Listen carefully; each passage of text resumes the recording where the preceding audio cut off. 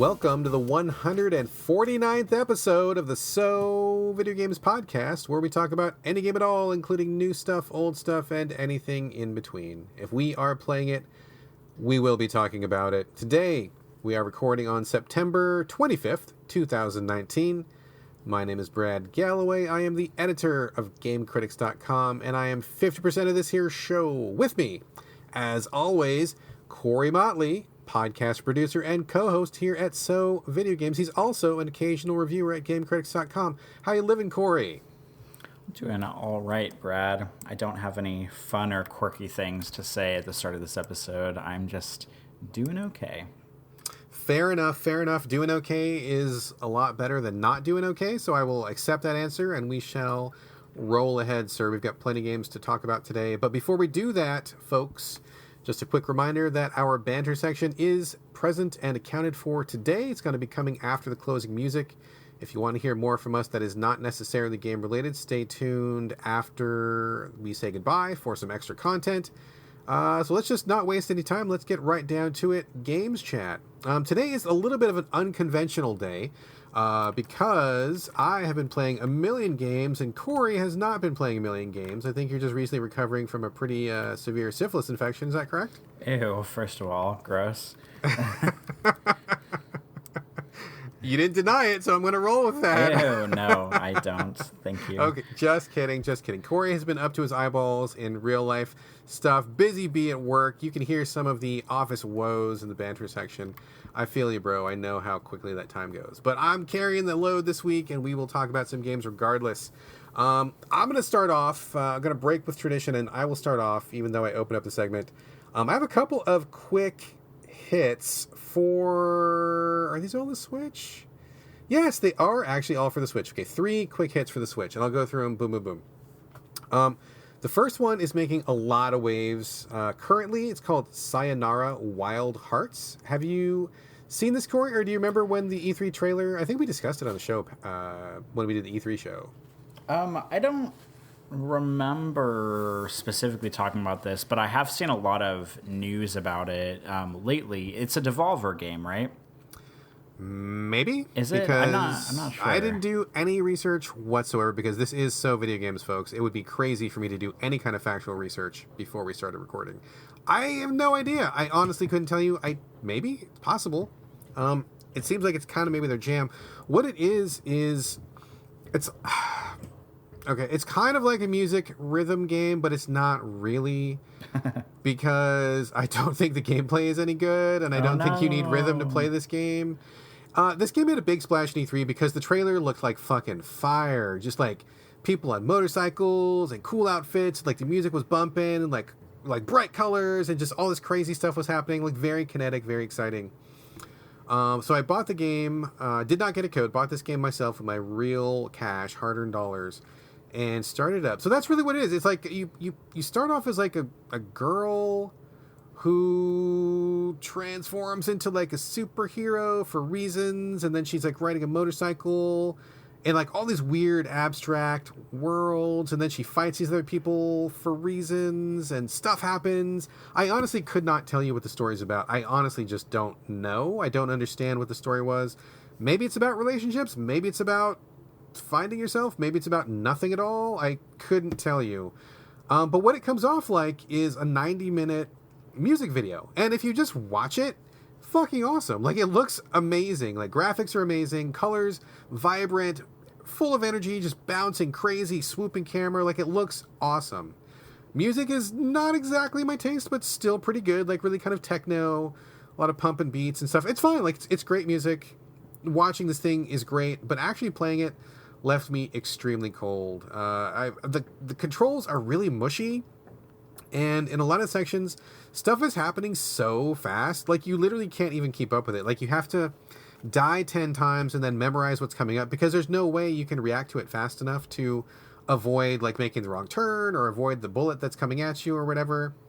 And it changes up all the time, and they don't they're not really clear about what mode you're in when it changes. Because sometimes you're like a motorcycle on a road, and then it'll change and you're like flying, and then all of a sudden, instead of going left to right, you have all four directions, like up, down, left, right. And then it'll switch, and then sometimes you're doing like a button mash real quick, and then by the time you figure out what you're supposed to do, like they switched again. Like it just changes really fast. It goes really fast. I mean, again, it looks phenomenal just to watch, and I actually think I would enjoy it better if I was just watching it.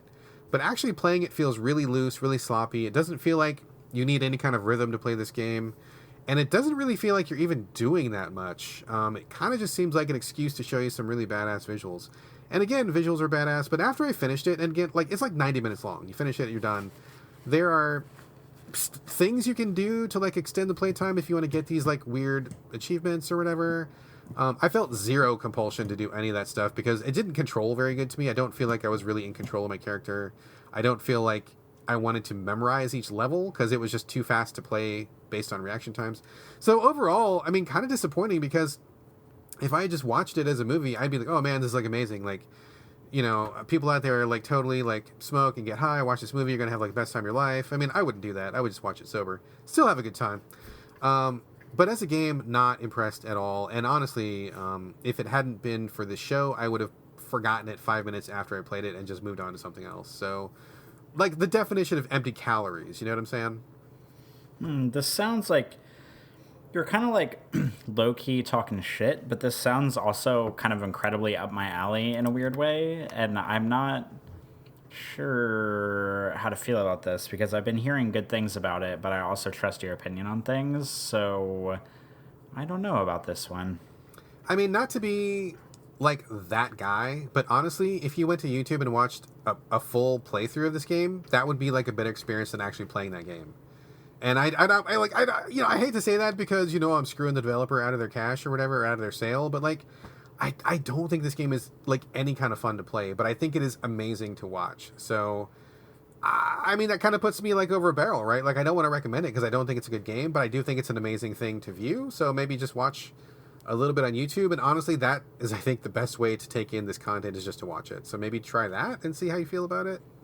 Well, lucky for the developers, I hate watching people play video games, so I don't know. Maybe I'll wait and see if it hits like a really good sale and then buy it. I don't know.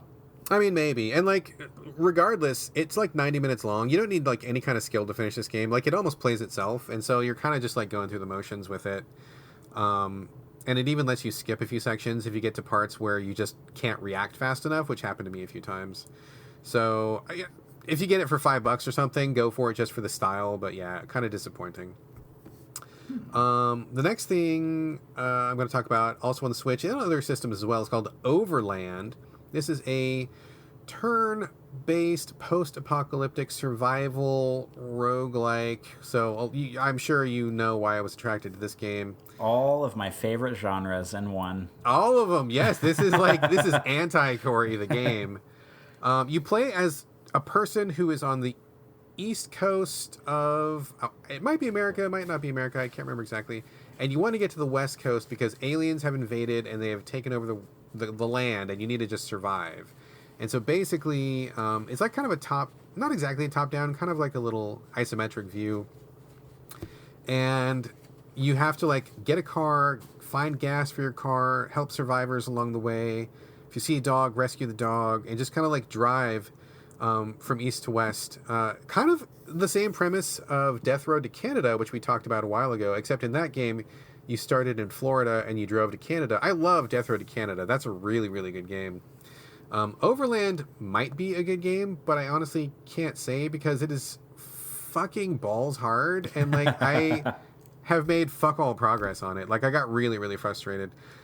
Zero tutorial whatsoever, which I think was bullshit because learning a game is fine, but like at least teach me what the basic premise is. Like what is possible? What kind of mindset am I supposed to be in? You know, and when you experiment with things, 99 times out of 100, if you experiment with something, the next turn you're killed because you made a mistake and you didn't know what was going on and the monsters get you. You get swarmed really quickly, like basically no room for error, and they just want you to try and die like over and over and over and over and over. I mean, I like the look of this game. I like the premise of this game. roguelikes are my thing. Turn-based tactics are my thing. I love post-apocalyptic. I love all that stuff.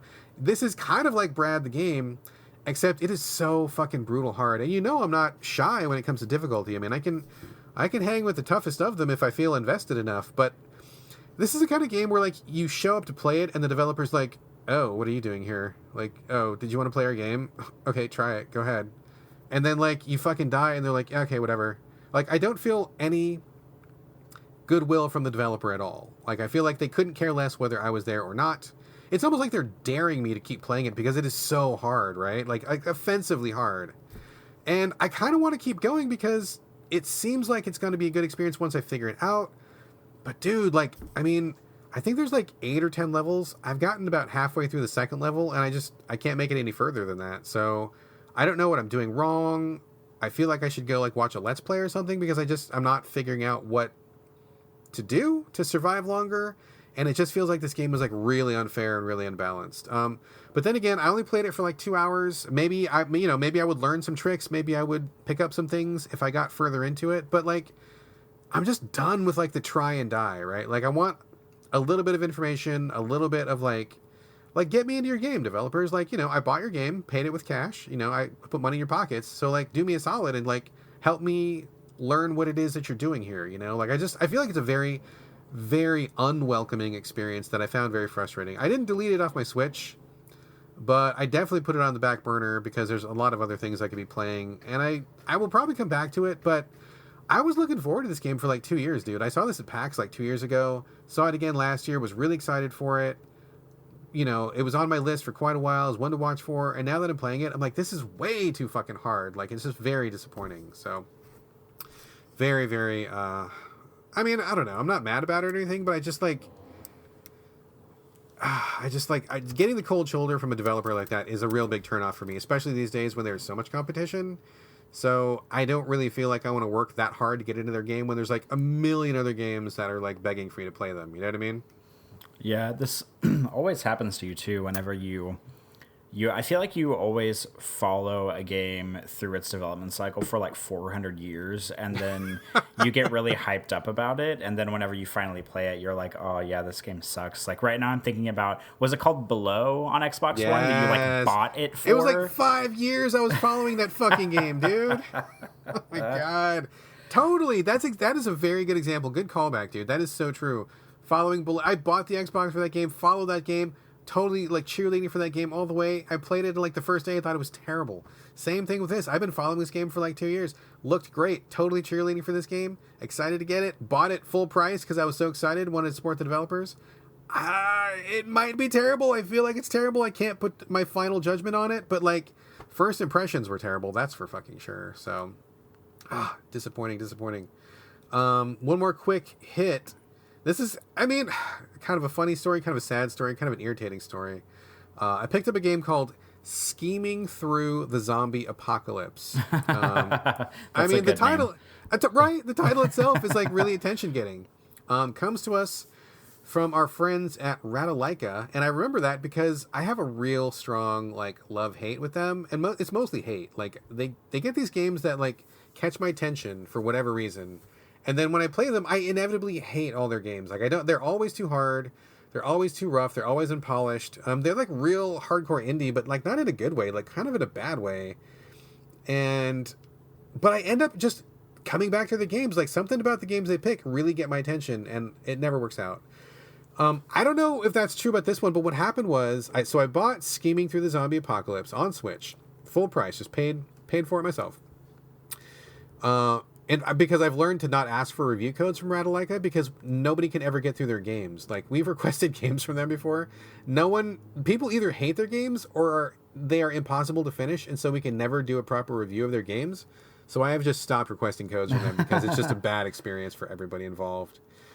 Anyway, so I buy the game. I'm like, oh, okay, kind of looks like a point and click. The premise is that you're like some asshole in an apartment and you've got a good set of binoculars or something, and you're spotting places around your apartment that look like they have food or water or whatever, and you're like radioing people on the ground like, oh yeah, if you go to the 7-Eleven, there's like some hot dogs and some soda, go over there and get those and split those with me. Like, I tell you where they are, you go get them, and then we split the proceeds. So he wants all the food and the goods, but doesn't want to risk himself. And so you're kind of like egging survivors on to go like take on these, risky rescue runs and supply runs and stuff. Seems like a cool idea. Like, see, I'm kind of down with that. I like a good zombie game. Everybody knows that. And this seems kind of interesting. Slot it up for my Switch, get in bed, and I turn the volume off because my wife is sleeping by this point and I don't want to wake her up. And one of the options, it has like a couple options. It's like, screen shake or something, turn that off. Voiceovers, turn that off. I turn off a couple other things because I don't want my wife to get disturbed. And I just, we all go through the options. We all do this. So I load the game up. First screen comes up. Character comes up. He says one thing. Somebody's knocking at his door. He's in his apartment. Someone's knocking at his door. And they're like, hello. And so I push the button to advance the dialogue. Nothing happens. I'm like, huh. And maybe maybe they got fucked up controls. So I try like the other face buttons.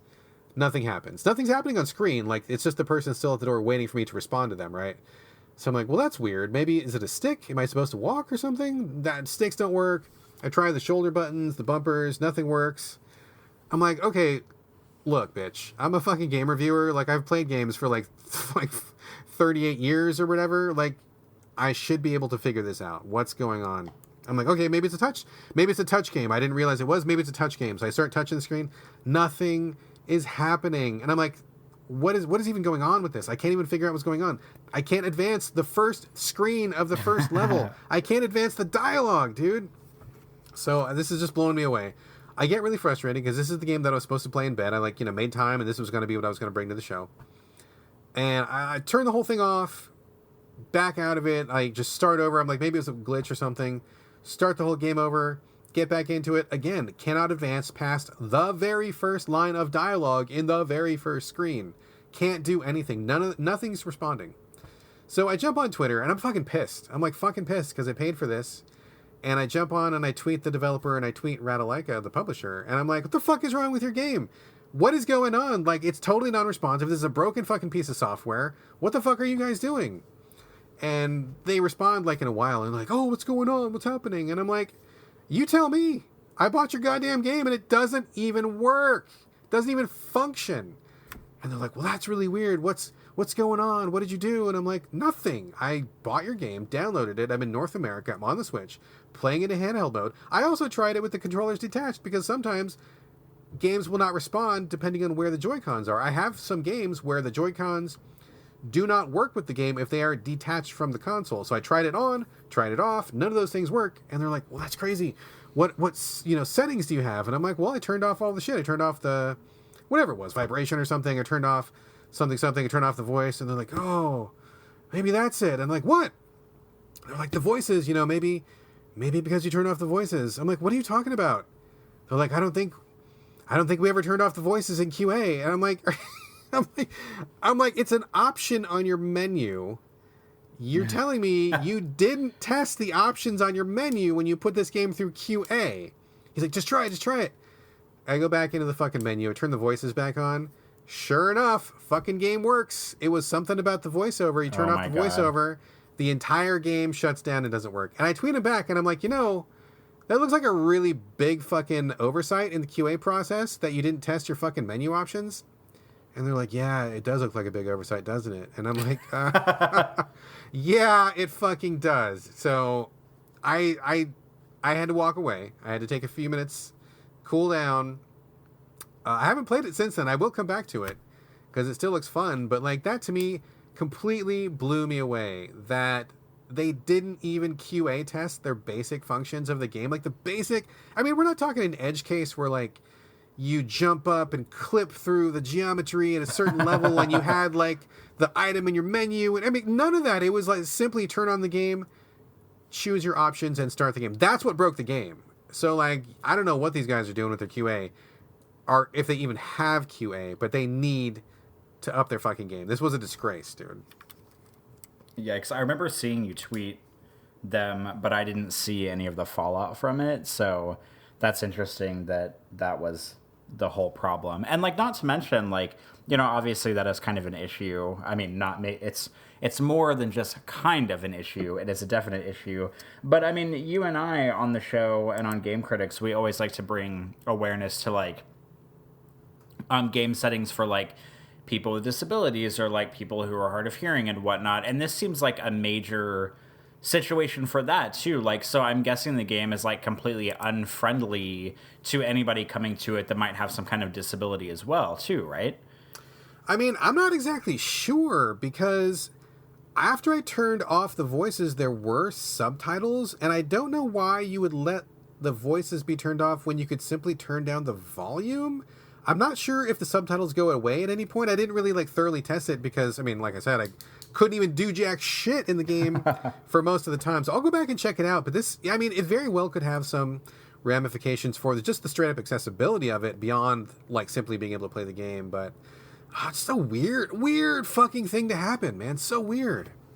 Well, that's really unfortunate, but you can bet your ass that the next time they work on a game, they'll be testing that stuff. I mean, I would hope so, but man, like I said, I got a real love-hate with Ratalaika, and I do not trust them as developers. I don't know what their story is. I don't know what their background is, but like, real bad history with me on a personal level, just like with their games, and this was just like, oh man, the fucking disgusting sour cherry on top of a shit sundae, dude. Like, it was just the end-all be-all, but anyway, okay. Okay, so I will continue to dominate. Folks, you may be wondering why I am talking so much. We did a little bit of a last-minute script switch. Corey's going to be bringing the heat with Hitman 2's new content. It's a tropical island. What is Haven Island? Is that what it's called? Yeah, it's takes place in the Maldives, and it's called Haven. It's like a kind of like an island, like almost like a rehab type facility. Yeah, it's got like a bunch of like a resort rehab kind of a thing. Yeah, we're gonna resort. Be talking, that's a good word. Absolutely, we're gonna be talking all about this. Corey's gonna be dropping a bunch of knowledge. We're gonna be doing a giant spoiler section on this. I probably should have said that at the beginning of the show. I apologize. So we're gonna go into that at the very last thing. We weren't sure if we were gonna spoil it because I hadn't played it yet when we first talked about doing the show. And I wasn't sure I was going to get to it, so I did manage to find the time. I did finish the content, so we're kind of doing a shuffle, last-minute impromptu shuffle. So we're going to bump Corey's segment to the end, and in the meantime, I'll just go through the games I had. So I apologize if you're tired of hearing me and you want to hear more from Corey, like I'm just talking way too much. But we flip things around, and we're kind of just going to roll with it. So stay tuned for Corey's shining moment with the Hitman stuff, and that will be a spoiler section. But in the meantime, I'll just continue to roll through with what I got. So there we go. Corey, the next game I'm going to talk about, I'm going to spoil it up front. I love this game. I love this game. It is so good. It is called Mutazione. Mutazione. Did you see me like gushing about it on Twitter last week? I don't think so. Oh, man. I love this game, and I don't know anybody that has played this game. This game has already vanished off the radar, which is a shame because this game is lovely. I got offered a review code, so full disclosure, played this with a code from the publisher. It is from a team in, I want to say Sweden or Norway. Again, so video games tradition. We get in trouble whenever we talk about that part of the world. It could be Norway, could be Sweden, could be Denmark. I don't know where it's from. It's all those like really attractive, like blonde white people in that corner of the world. I don't know which country it's from. Sorry, people. Can't keep y'all straight. Y'all look the same to me. But again, called Mutazione. It is a kind of a point-and-click game, kind of a walking simulator, kind of just like an emotional indie sort of a jam. It is presented in 2D, hand-drawn style, and the art style is gorgeous. I love the art style so much. Like, it's just like flat colors, really chunky shapes, yet they're still kind of expressive. And just like really, it looks like a wonderful page of a coloring book or something. It just looks great. Like, I love the visuals so much. That was what caught my attention right off the bat. I'm like, oh my God, this looks like tremendous. But the rest of it is just as good. You play a girl who gets a call from her grandfather who is dying. And he lives on an island. The island is called Mutazione. And in this world, the Earth has been struck by a comet, which caused... kind of apocalyptic, but not really, because like people survived and civilization went on. But what happened was a side effect of the comet was that in isolated areas, things got really mutated. And so in normal mainland areas, like it's fine. It's just business as usual. You're just going to job, going to life, just things happening. But on this island where her grandfather lives, that's like a zone of mutation. So he chose to go live there, and she needs to go visit him because he is dying. So you play this girl Her name is Kai, and she gets on a boat, gets on the ferry, goes over to the island. Nobody really visits because it's weird and mutants and stuff. But she gets there, and everybody that's there is like non-human. They are like humanoid, or they look vaguely human, or there's always something weird about them. But it's fine. Like they're just people that just happen to be mutated. Like nobody's an enemy. There's no monsters. There's no combat or anything. It's just like, hey, we live in this island. We look strange. We're mutants, but we all just like have a life to lead, and we're just trying to get by. And that's just kind of the state of the world. Like everybody just accepts these mutants, and they just are. So you go there, and it really is kind of like a small community simulator. I think there's only like 10 characters or something. You just talk to them, see what they're doing. You kind of see how people intermingle in this small community. And it kind of reminded me a lot of places I've lived before. Have you ever lived in like a really small community, Corey? Not that I know of, no. Well, I've lived in a couple places where the community is really small, and that is a very interesting experience. If you've lived in an urban place where there's like a million people, or if you live in a faraway place or something, I mean, maybe you don't have that experience, but when you live in a place where everybody basically knows everybody, and everybody knows what everybody else is doing, and everybody is like, maybe not necessarily related to everybody, but like, you know, like there's ties, like somebody's uncle is someone else's best friend, and like, you know, everybody in that chain, and then somebody slept around with somebody, and then they broke up, and then, you know, your grandfather was, you know, third cousin to this person who cheated on somebody else. Like that kind of thing happens in small communities. And it's weird because it can feel very stifling. It can feel like there's no privacy at all. But on the other side of that, it can also be like a really supportive place. I mean, it depends. Like, you know, like people, there are good people, there are bad people. There's good communities, there's bad communities. And so I think this game does a wonderful job of showing like both sides of what it's like to be like in a small town or a small community where everybody knows everybody knows everybody's shit, but everybody also cares about everybody. And even though that you fucked up and made some mistakes, everybody realizes like you have to get along because there's just no way to not get along with these people. And so I think it's really interesting to see the dynamics of something that I think maybe a lot of humans don't really do these days, where it's like, you just have to really work hard to get along because you're going to see that person again. You're going to buy groceries from that person next week. You're going to get your hair cut from that person tomorrow. Like, you can't get away from some of these things. And so facing these issues and remembering that these people, that these people are your friends and that your family, and even when you disagree with them, you're still going to interact with them. There's not going to be some big blow up and you're not going to move 5 states away. Like, you're just still going to be there. Really interesting dynamic. I feel like this game really nailed it very well. It was very true to the experiences that I've had in my life before. I felt like they really nailed it. And so I assume that these developers, at least some of them, must be from small communities too, because that's not the kind of thing that you can just pull out of your ass. Like, you got to have some experience with that before you can really understand what it's about. So I feel like they really nailed it. And on top of that, story is really interesting. Just getting to know these people, really interesting. Going back and forth. But it's not just a walking sim, because they were really smart. As you go through the game, talking to people, learning their relationships, just kind of getting the lay of the land, there's also a section where, like, I don't want to spoil this, but you get, like, you start to do some gardening, and gardening becomes important, and it's not crafting, it's not collecting anything. Like, it's very like low-key, low maintenance. But there's a time when the game gets away from the talk, and they just want you to do this gardening. And it's fun. I think the gardening's really fun. It's very simple. And it also does a great job of changing the pace of the game. So instead of just like 9 hours of dialogue, it's like, you know, an hour of dialogue, and then you can do gardening for a while, change it up. And by the time you get tired of the gardening, you go back and do some more talking. And then by the time you're talked out, you come back to the gardening. And then it's a really good balance. And it shows how I think the best walking simulators let you do something else besides walk. They really kind of think that there's got to be some other content there. And I think that Mutazione really nails that part well. A lot of the quality of life features are really good. They clearly highlight the difference between talking to somebody to advance the story and talking to somebody just because you want to talk to them more.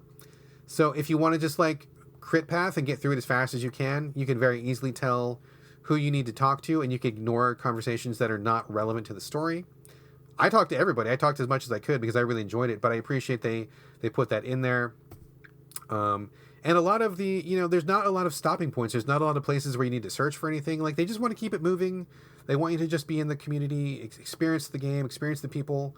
And by the time you get to the end of it, like, just a wonderful story's been told. And I really love these characters. I loved being on the island. I thought it was just great. Like, everything about it was just great. I mean, I kind of felt like this game was like a gift. Like, it was just a really wonderful little package that not anybody could have made. Like, not anybody could have made this game. Like, where it came from, I don't know exactly, but there's something behind it. And I just really appreciate it. I had a wonderful time with it. I really strongly recommend it. It only came out, I think, maybe 2-3 weeks ago. And I feel like it is already 100% vanished from the gamosphere. No one's talking about it. No one's mentioning it. I don't know anybody else that's even played it. And I tried my best to pimp it on Twitter for like a week or two. I mean, a couple of people were interested, but like, I haven't seen anybody talk about it, which is a shame. A shame, because this game is wonderful, dude. It's wonderful. I mean, as you're talking about this game, the only thing I can think about is that, like, Mutazione sure is a strange way to pronounce Animal Crossing. I mean, it's kind of like grown-up Animal Crossing a little bit, like less grindy, like less busy work, but kind of the same. Yeah, I mean, if Animal Crossing was filled with characters that you actually wanted to talk to and there was like real life in it, I mean, kind of, a little bit. I mean, it especially kicked in whenever you were talking about, like, the gardening thing. When you were like, oh, it takes a turn into gardening. I was like, all right, now where's the fishing minigame? And where's the furniture buying and decorating your house? I mean, don't get me wrong, this game does sound pretty good, and it sounds like surprisingly up my alley coming from you, because you and I tend to play pretty different games. But it does sound a little bit like it's lending itself to, like, a Animal Crossing / Stardew Valley, maybe with just like an actual story threaded in rather than just like busy work for the whole game. I mean, it kind of is, but it's definitely not that in depth with the gardening. The gardening is very low key, super easy. The AI is really good. Like, it's. I hesitate to even call it gardening, even though that's what it is, because it kind of brings to mind Harvest Moon, Stardew Valley. Like, you're gonna be like tilling the soil. No, you're not doing none of that stuff. Like, it's just like, you have a little garden, and they're like just playing. I'm trying to avoid spoiling this because it's kind of a cool twist in the game.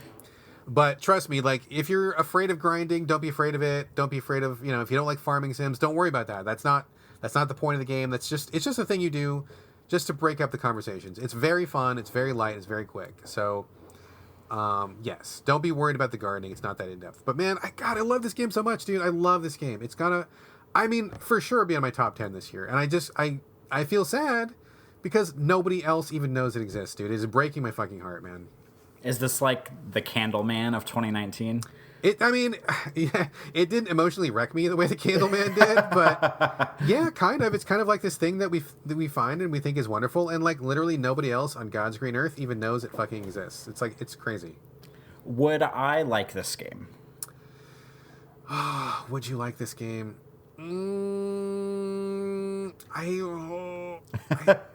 I want to say yes, but at the same time, I'm not convinced. Like, I think that if you clicked with the story, that you would like it, but if you didn't click with the story, I could see you thinking it was like totally boring and tedious. So I clicked with the character, I clicked with the story, I clicked with the community that they were trying to share with me.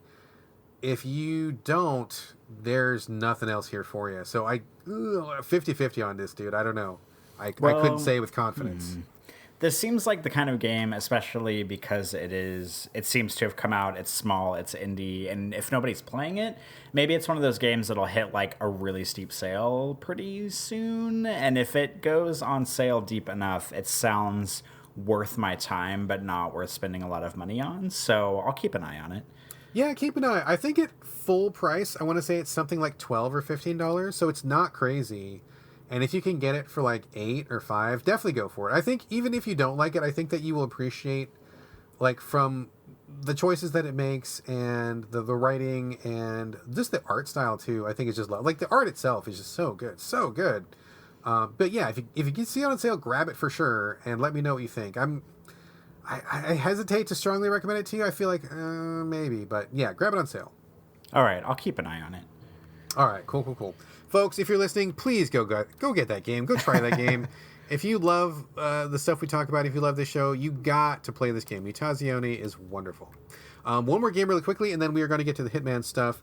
Greedfall. Greedfall is what I'm talking about right now. I was provided a code by the developer, full disclosure, to talk about it on this very show, so that is what I'm doing now. Have you heard of Greedfall, Corey? I have not heard of this. Okay. It is coming from a development house in France called Spiders. Have you ever heard of Spiders? Not in the game development sense. Okay. They have had a string of games which I don't even know how to even describe them. They're not B-tier games. They're like C-tier games or even D-tier games sometimes. And they are really janky, really rough, but they always have like a really good premise or like a really good idea. Like the people who are coming up with ideas in the Spider Studio, on point. Like I love all their ideas. They sell me every single time. And I think I've played all their games. But like technically, production-wise, really rough, like really rough. They really needed to like up their game, like super jank, super broken, super unbalanced, just like just hard to play, right? Like really hard to play. I think one of the games, oh man, I want to say like of Orcs and Men was like one of their earlier games. I think that was Spiders, and that's a perfect example of like a great idea, super janky to play. But like all their games are like that.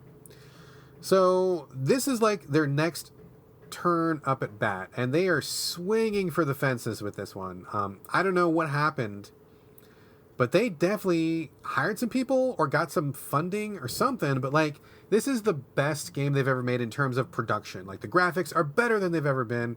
Control and handling better than it's ever been. World design better than it's ever been. Like this is technically the best game they've ever made, and they still have a cool idea. So it seems like so far they've finally like maybe broken out of their little like I don't know like zone of death that they were in, where they were just like not getting success. And I think they finally are going to get a hit with this one.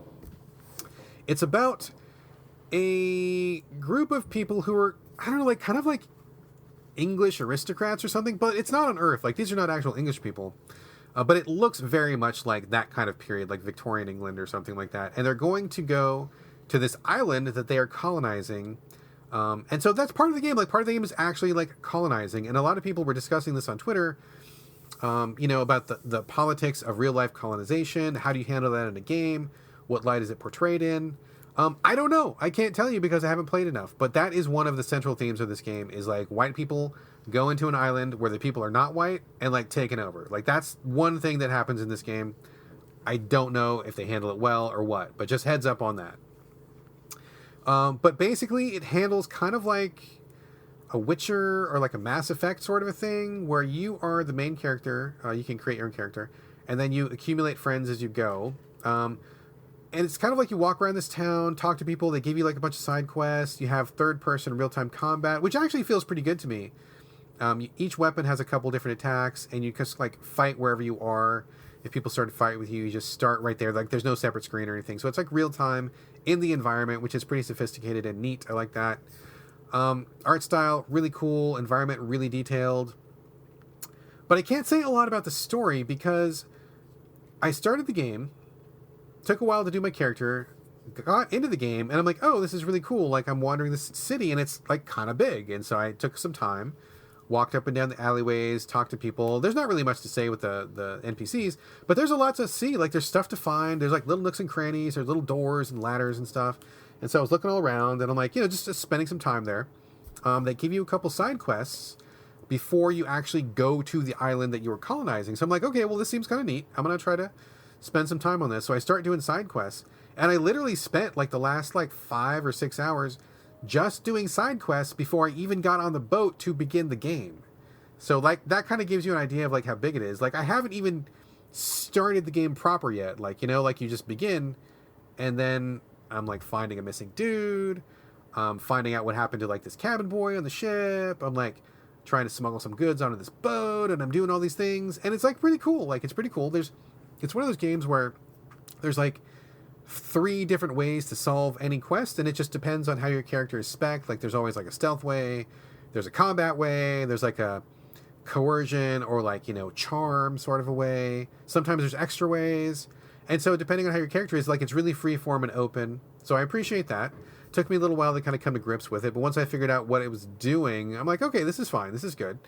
All the characters are I mean, it's okay so far. The world building is pretty good. They've got a Earth-like world, but not exactly. Some of the cultural norms are different.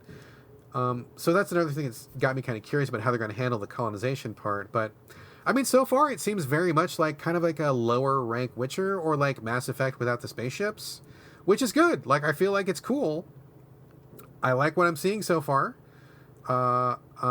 I can't say any more about it because I've just literally been spending all my time doing side quests in the beginning town before I even get on the boat. And the whole point of the game is to get on the fucking boat and go to the goddamn island and colonize the island. So I haven't even gotten to that part yet. But I guess that kind of tells you how much I was liking it because I was happy to do these side quests and to delay starting the game. So I don't have any more to say about it now. I'm going to probably try to pick away at it a little bit, but this seems like a big game. And I got to be honest, dude, I'm not really in the headspace to take on like a big game right now because it's fourth quarter. It's silly season. There's going to be so many games coming out for fourth quarter. Like, I can't afford to get tied up in one big thing that's going to suck up all my time. So I'm probably going to put it on hold, but I'm definitely going to come back to it because I like what they're doing. It looks good. And this so far is the best Spiders has ever done. So I really want to see what they're doing with it. And I like these kind of games. I like the Witcher style games. I like the Mass Effect style games. I'm kind of down with this. So I think it's a thumbs up so far. But again, very early, very tentative. Barely scratched the surface of this game, but I like what I've seen so far. Well, okay, so my big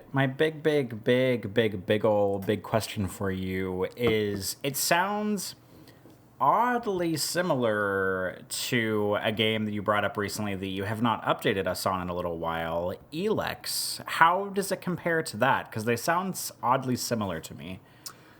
They are on a very high level view fairly similar, but Elex is way more Eurojank, and by that I mean they're willing to take risks with how the character interacts with the environment. Like, it's possible to do like weird jumps where like you're not supposed to make that jump, or the combat is like way sketchier and it doesn't quite hang together, but they're trying a lot of like wilder ideas. I mean, they're kind of similar in tone in general, but like Elex feels way looser and more like anything can happen, or like maybe it's easier to like game the system by maybe cheesing an enemy by getting him trapped in geometry, or maybe shortcutting something and finding a weapon that you're not supposed to have and then coming back and like blowing through quests that you're not supposed to finish. Like, that feels possible in Elex. And I love Elex, by the way. I got to come back to it. I'm like 3/4 of the way through the game. Still love it. I'm still going to come back and finish it. Greedfall feels more like you can't really game the system. Like, you're going to have to go through all the quests. Like, you can't shortcut anything. They want you to see these story beats. They want you to engage in the systems in the proper way. So from a 10,000 foot view, pretty similar, but Elex is like really experimental, really janky, really feels like it's barely holding together with like spit and baling wire. But like with Greedfall, it's more like, I'm going to do these story beats. I can choose to not do the optional story beats, but I'm still going to do the main story beats, and there's no getting around that. And then when I get to the combat, I will more likely than not be leveled up enough for the combat because I've already seen the story beats and I've gotten the experience from those. So it feels like a more measured, more prescriptive sort of experience so far. But that could really change. Like I say, I haven't gotten to the main island yet. Who knows, man? Like, it could totally change once I get there. But so far, Greedfall feels more like you're going to do this the way we want you to do it. Elex feels more like we made this thing, try to do whatever you can get away with. That makes perfect sense to me whenever you put it like that. I was just curious because you, like, I don't know, it's hard enough to tackle one big game like this at a time, so I was wondering more or less how Elex was going for you, because you haven't talked about it in a little while, and I didn't know if you gave up on it and this kind of replaced it, or if this is making you want to go back to play it, or, you know, what the deal was with that. I love Elex, but I had to put it on hold because that is, again, a huge game. And I loved it. Like, I wanted to do literally everything in Elex. It's really, really good.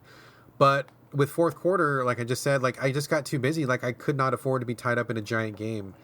So I just put it on a pause. I saved it where I was. I'm going to come back and totally finish it. But I just haven't played it because I just can't afford to sink all my time into it.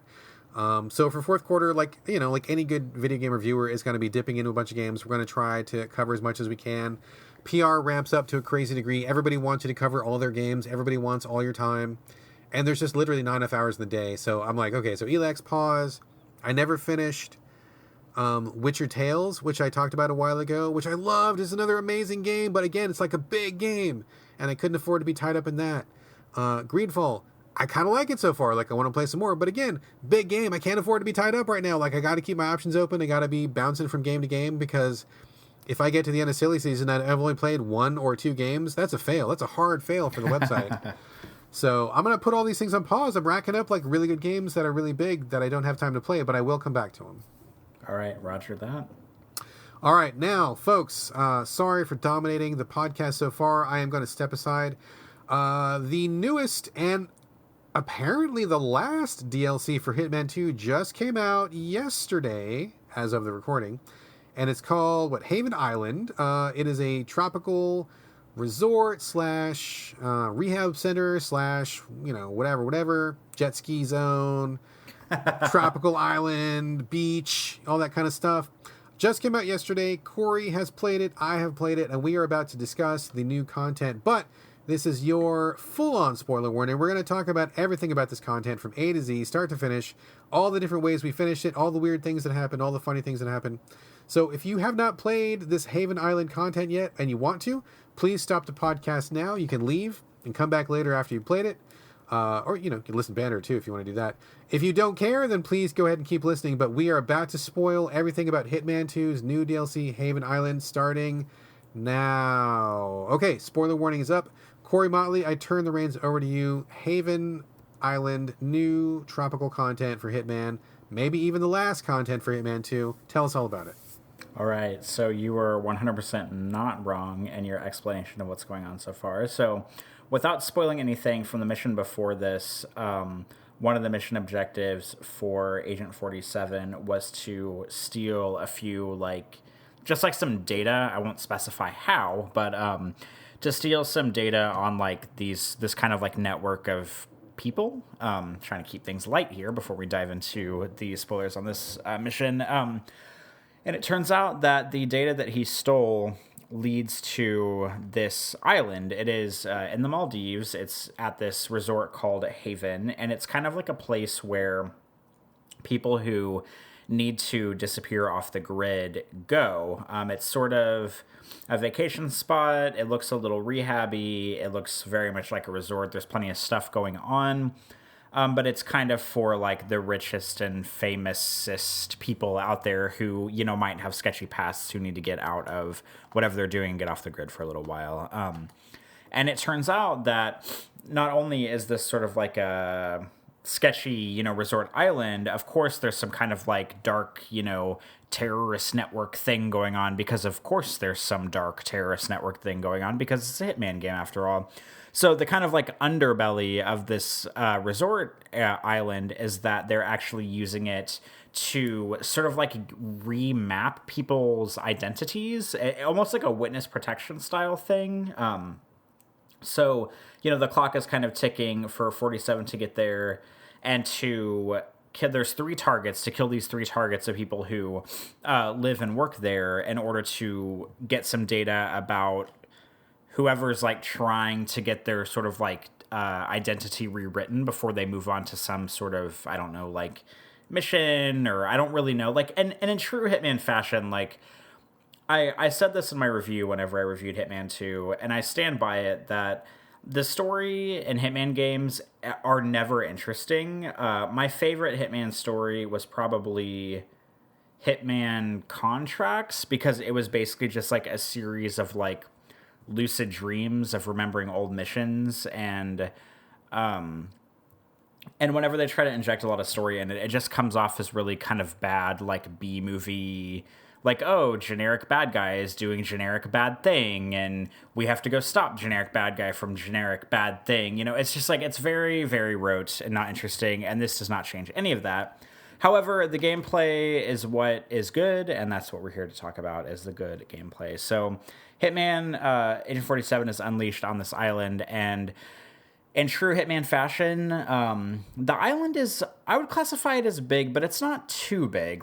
This is actually a pretty small level in comparison to a lot of the other stuff that's out there, because you have a level like Mumbai in Hitman 2 that's multiple city blocks, like a skyscraper, multiple buildings to go into, like an underground sort of like sewer network, canal networks, a train station. There's a lot of stuff going on, and there's a lot of missions that are like that throughout the Hitman series.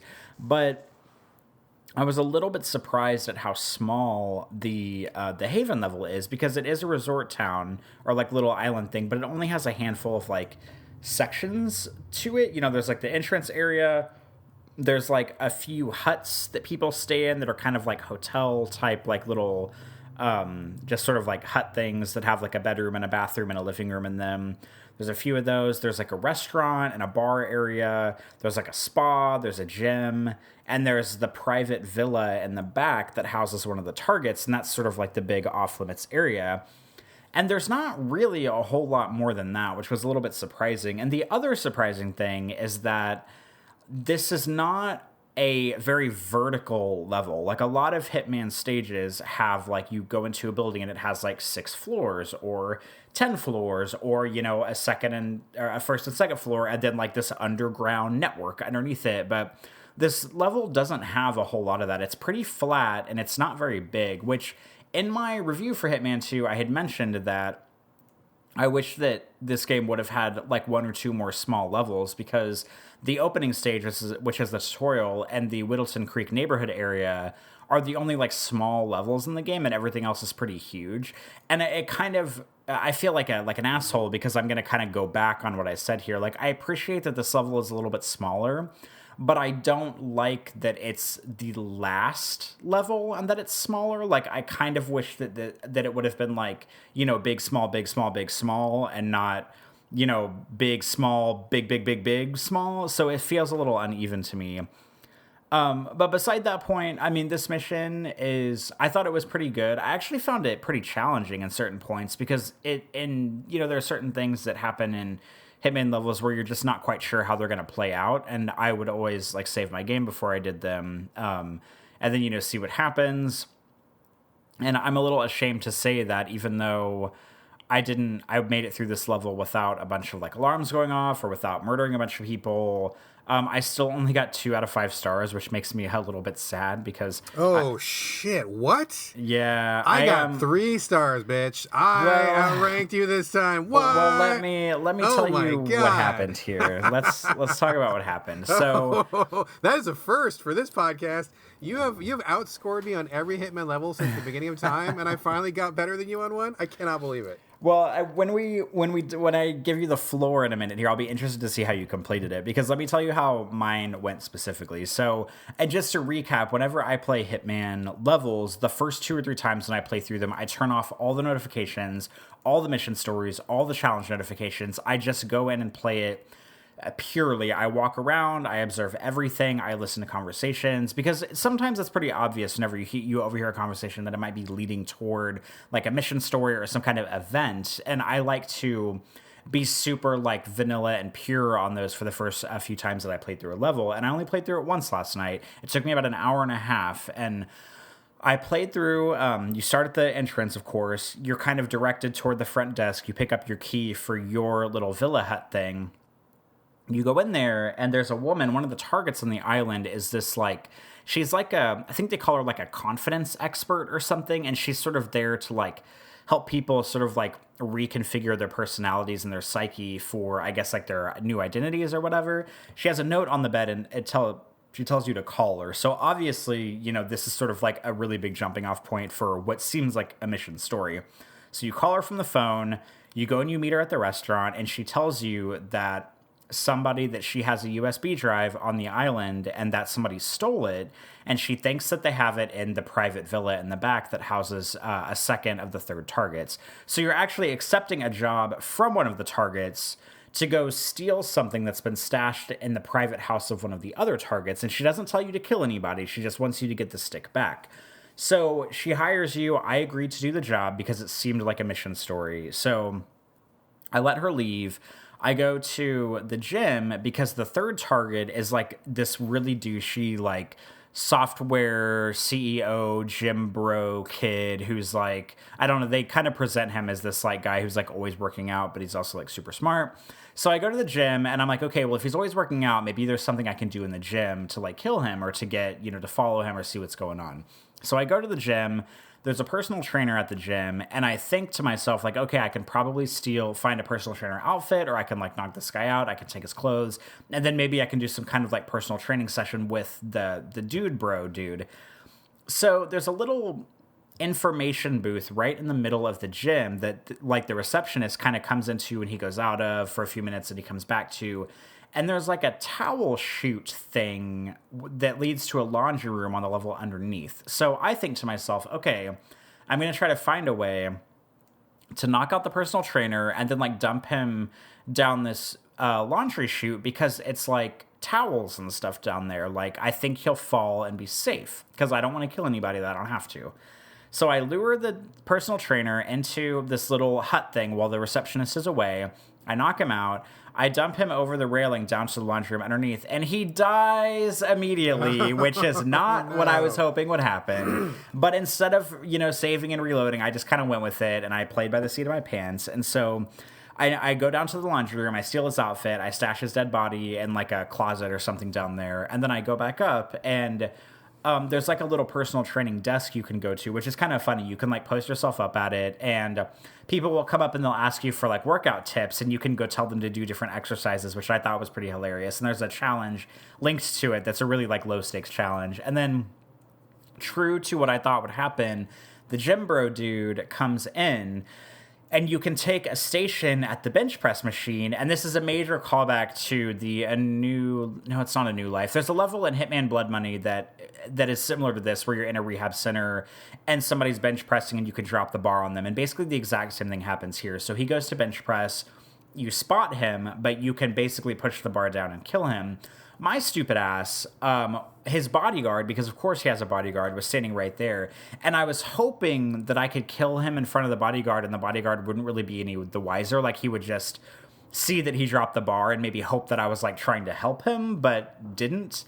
And so I pushed the bar down on his neck. The security guard immediately becomes alerted to me and starts shooting at me. So I reload my save because I saved just before that. And the funny thing is, you can go to the workout station, and while the gym bro dude is working out, you can actually deliver a workout tip to the bodyguard because he's standing close enough to the station to take your orders for some stupid reason. So I stand at the station, I look at the bodyguard, and I tell him to go meditate because the meditation room is protected by a curtain, which means he can't see into the gym. So he goes to meditate. The gym bro gets down on the bench press machine. I kill him and I run away immediately just to make it look like an accident. And it worked. So I think they find his dead body, but nobody noticed what happened because there's no cameras. I was able to get away with it. I go put on my normal clothes. And then I start to infiltrate the private villa because I'm off to find the USB stick. So I go to the private villa. And I do a lot of exploring. I steal a guy's security outfit, which gets me into most areas unscathed. And I cannot find this USB drive to save my life. And eventually, I find a guard room that has a security surveillance monitor on it. And you can watch the surveillance tapes. And you see a woman around, kind of like sneaking around the villa from the surveillance tapes that were taken earlier. So I see her go into a room that I don't recognize, and I'm trying to figure out where this room is. And it turns out that there's like a secret room that's sort of like off the branch of one of like the TV and aquarium rooms in the mansion. You have to pull a book in order to unlock the secret door, but if you're wearing the wrong outfit, there's a security guard right there. There's a maid on the other side of you. They'll both be alerted because I tried to open it. The guy came after me and started shooting at me, so that didn't work. So what I ended up doing was the target who's walking around the villa, who, by the way, is extremely gross. He's like this kind of like overweight, like diseased. He has these like sores all over his body, just like very like good design, like exceptional character design, but in kind of like a repulsive way. He sometimes goes into this home theater room because he's sick and he like is having headaches or something.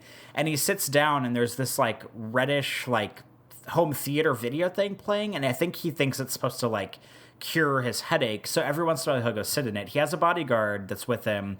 There's a security guard that's in the room.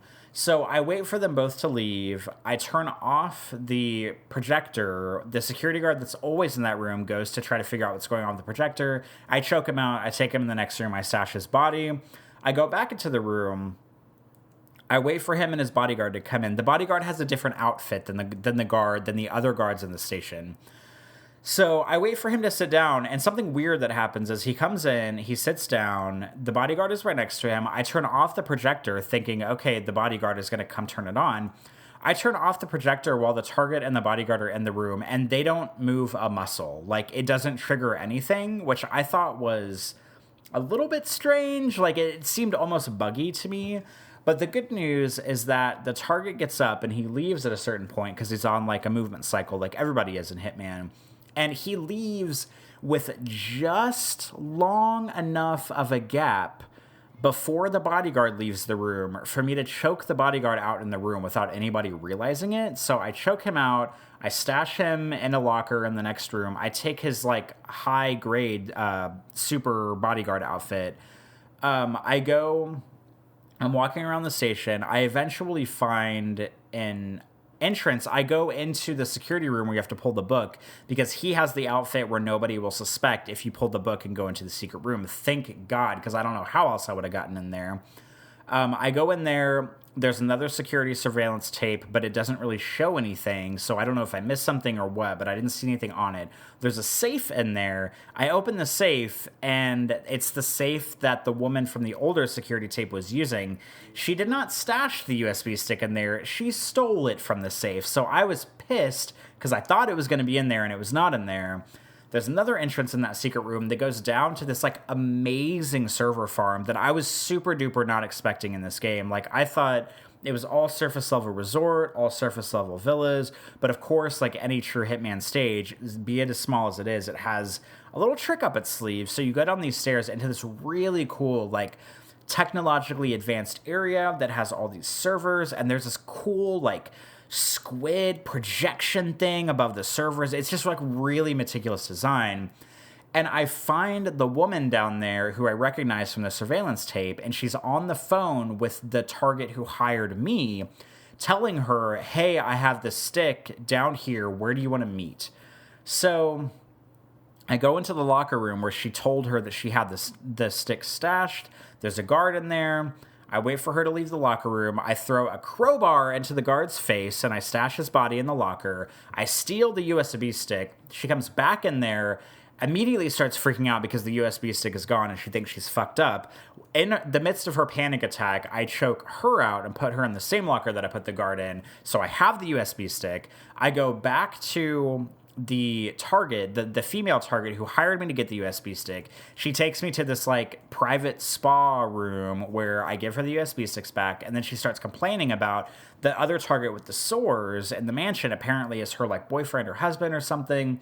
She's talking about how their relationship has kind of been like not great lately, and he's like spying on her, and she thinks that he hired the person to steal the USB stick. In the midst of her discussing this, telling her sob story, I push her over the rail and she dies in the water and she drowns, and that's it. So last target left is the guy in the villa with the sores, and I realized that in the midst of him sort of making his rounds in the mansion, there's a room that he keeps going back to that has this jacuzzi in it. There's a woman trying to fix the jacuzzi, and he goes in there and he's like, oh, it isn't fixed yet. Like, please hurry up. He leaves the room. I choke her out. I stash her body. I fix the jacuzzi for him. He gets in the jacuzzi. I go in there. I push his face under the water. I drown him. And then at a certain point, I think had stolen a key to like his private like water plane on his grounds. I go to the water plane. I take off. Boom. Mission over. 2 stars. An hour and a half. I leveled up 6 out of 20 levels from that run. And that was that. Man, quite an adventure. And again, kind of showing how we kind of ended up doing the same things, but kind of for different reasons and in different ways. I think probably part of that is just because the level, like you said, is kind of smaller. There was fewer story opportunities. I think there was only like 5 story opportunities in this level, something like that. And usually there's like a bunch. There's like 10 or 15 sometimes. I remember there being a lot in some of the bigger levels. So it kind of makes sense that we would kind of do some of the same things. But to remind listeners, Corey and I are pretty much opposite when we come to Hitman. We both love it, but we both do different things. I am totally the ignore everything. Not necessarily run and gun, but like just do whatever I can do, like sneak in. I don't care about killing extra people. Like I just want to get to the target, like look for any opportunity, just by the seat of my pants kind of play it. Like that is my favorite way to play Hitman levels. And since this was, like they're saying, the last DLC, I'm like, well, I've been really ignoring the story missions lately, and I know they put a lot of time and effort into those. So I'm going to try to follow them this time around just because that's not what I usually do. So I'll just change it up a little bit and do something different.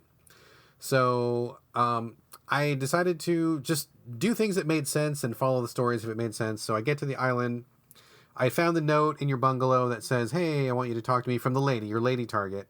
And I'm thinking, oh, okay, cool. Like she wants to talk to me for some reason. That'll get me in a room alone with her at some point. That seems like a very logical thing that I would do. So I'll do that. And then I was really honestly, I was really kind of put off by what she tells you to do. Like she tells you to, hey, I know you're a thief and you're here to get rid of your identity, but while you're here, steal this thing for me. I'm like, man, this feels like not the direction I wanted it to go. Like I wanted it to go like in a different direction.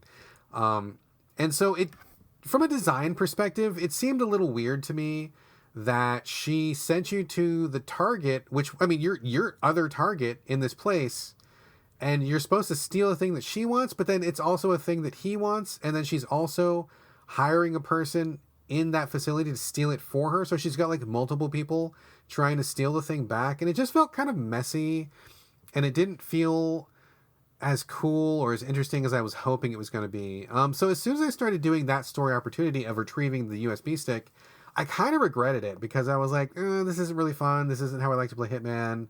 I thought this story would be cooler, and it's not as cool as I would want it to be. So I got kind of bummed out about that.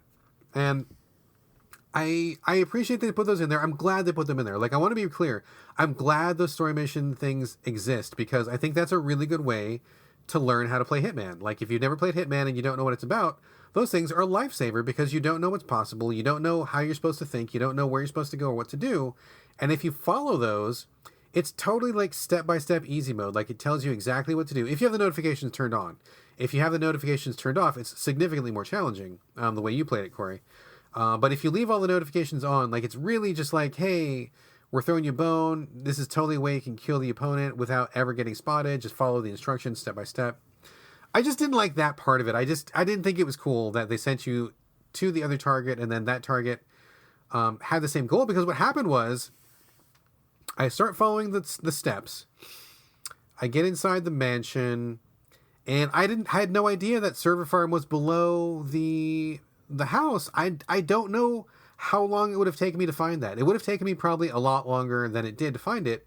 And so I felt a little bit like I was cheating because they told me to go down there, which I feel like I shouldn't really have known to go down there.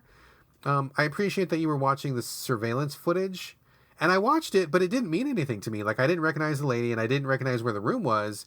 And I mean, I guess that was sort of the clue that was supposed to tell you what to do, but it wasn't enough of a clue for me. So if it wasn't for the prompts, I don't think I would have been able to find the server room. I mean, eventually I would have found it, but it would have taken me a while. So I get down there. Hold on. How did you get down there specifically? How did I get down there specifically? They tell you to go to the guy's compound. They take you right to a guard that's like the easiest guard in the whole compound to knock out. So I knocked him out, took his suit, hid the body in the bushes, walked around the house, and then I found the room with the book that you pull. It's like the little magic, like, Nancy Drew Hardy Boys. Yeah, like, how did you get past that? Because there's a guard and a maid right there. Did your outfit get you past them? No, what happened was I walked past him out on the balcony. I threw a muffin on the ground. The guard comes to get the muffin, and I choke him out, and like nobody sees me choke him out. And then There's one more guard in the room, but he's like really reading a newspaper, and he's on the other side of an aquarium. So I just choke out the maid. He's totally not paying attention. He's not paying attention, so I choke her out too. So I just choked them both out. Oh my god! And then open up the door and put them both inside the room. And I'm like, okay, so here's the secret room. And then I start going down into the complex, and I find the complex, and I find the lady who's talking on the phone about hiding the USB stick and stuff, which is confusing to me because she's talking to the target that hired me to find the stick also. So I guess she's just like covering her bases and like hiring as many people as possible to get that USB stick back, but it felt kind of sloppy. It didn't feel cool or rewarding. It was kind of a little bit confusing, honestly. So I waited until the lady left the room where she hid the USB stick. And I gotta say, honestly, just to sidebar for a minute, I feel like this is a little buggier and a little bit not as nailed down as these levels usually are, because there was a few times when I felt like somebody should have seen me and they didn't see me. A few times when I felt like somebody should have responded to something and they didn't respond to something. Like there's a room where I turn on a radio and I'm expecting a certain guard to come and turn it off, but he never came. And I'm like, dude, you're totally like close enough. Like in any other Hitman level, you would have come to get this and you didn't. And there's so I go back to the locker room where the USB stick is hidden, and there's one guard in there and he's looking straight at me. So I take an apple, I fucking huck it in his face like as hard as I can. I just like slam him in the face with the fucking apple. He falls down over, but instead of getting knocked out, for some reason, he got back up. Oh, no. If you hit people with non-lethal objects, they're supposed to stay unconscious. And I noticed multiple times in this DLC, they got back up. And it was like, there shouldn't be a difference if I hit you in the face or in the back of the head. You should still be knocked out. And for whatever reason, the guy got back up. And I was getting ready to like fight him. And he's just like, I'm not shitting you at all. Like, this is literally what he said. He said, I'm feeling very vulnerable right now. And then he sat back down, and he didn't fight me. He didn't raise the alarm. He didn't get mad or anything. And I literally just like beamed him in the face with an apple like as hard as I could and like almost knocked him out. And I'm like, okay, that should have triggered an alarm. That was a mistake. I don't know what's going on, but when people hit me in the face with apples, I have a bad reaction to that. This guy should have been really pissed off, but he wasn't. He just sat back down. So I just walked up and just like punched him out. And like that felt like unearned, you know, like it didn't feel good to do that. But I get the stick, I go back up. And so what happens is you go back and meet, just like you did. I met the lady at the massage parlor or whatever. There is so like you just talk to her for a while. And then I listened to like most of her dialogue because I wanted to know if she was going to give me another mission story or something. Push her over the side of the thing, which is also kind of like not great because it's not that far of a drop.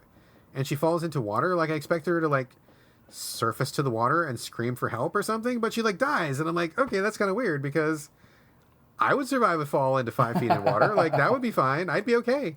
I might get mad because there's water up my nose, but I would live. I would be fine. So that seemed like kind of a cheap way to kill her. But you can take that USB stick after you push her over. She like drops it and you can pick it back up.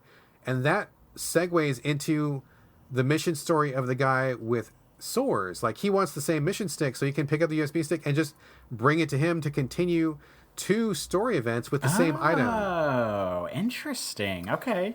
I mean, it was kind of interesting because you know they're both looking for it, but I didn't like that premise very much to begin with. And so it felt kind of cheap that I was kind of double dipping on the same thing, but I did it anyway because I was already kind of on the path to doing that, right? So like I go back into the guy's house, I dress like a guard, walk up to the room, and I'm like, hey, sir, I heard you were looking for this. And he's like, yeah, well, great, my USB stick, amazing. And so he's like, oh, I want to thank you personally. Come with me. Oh. And he takes you from the upstairs room where he's at.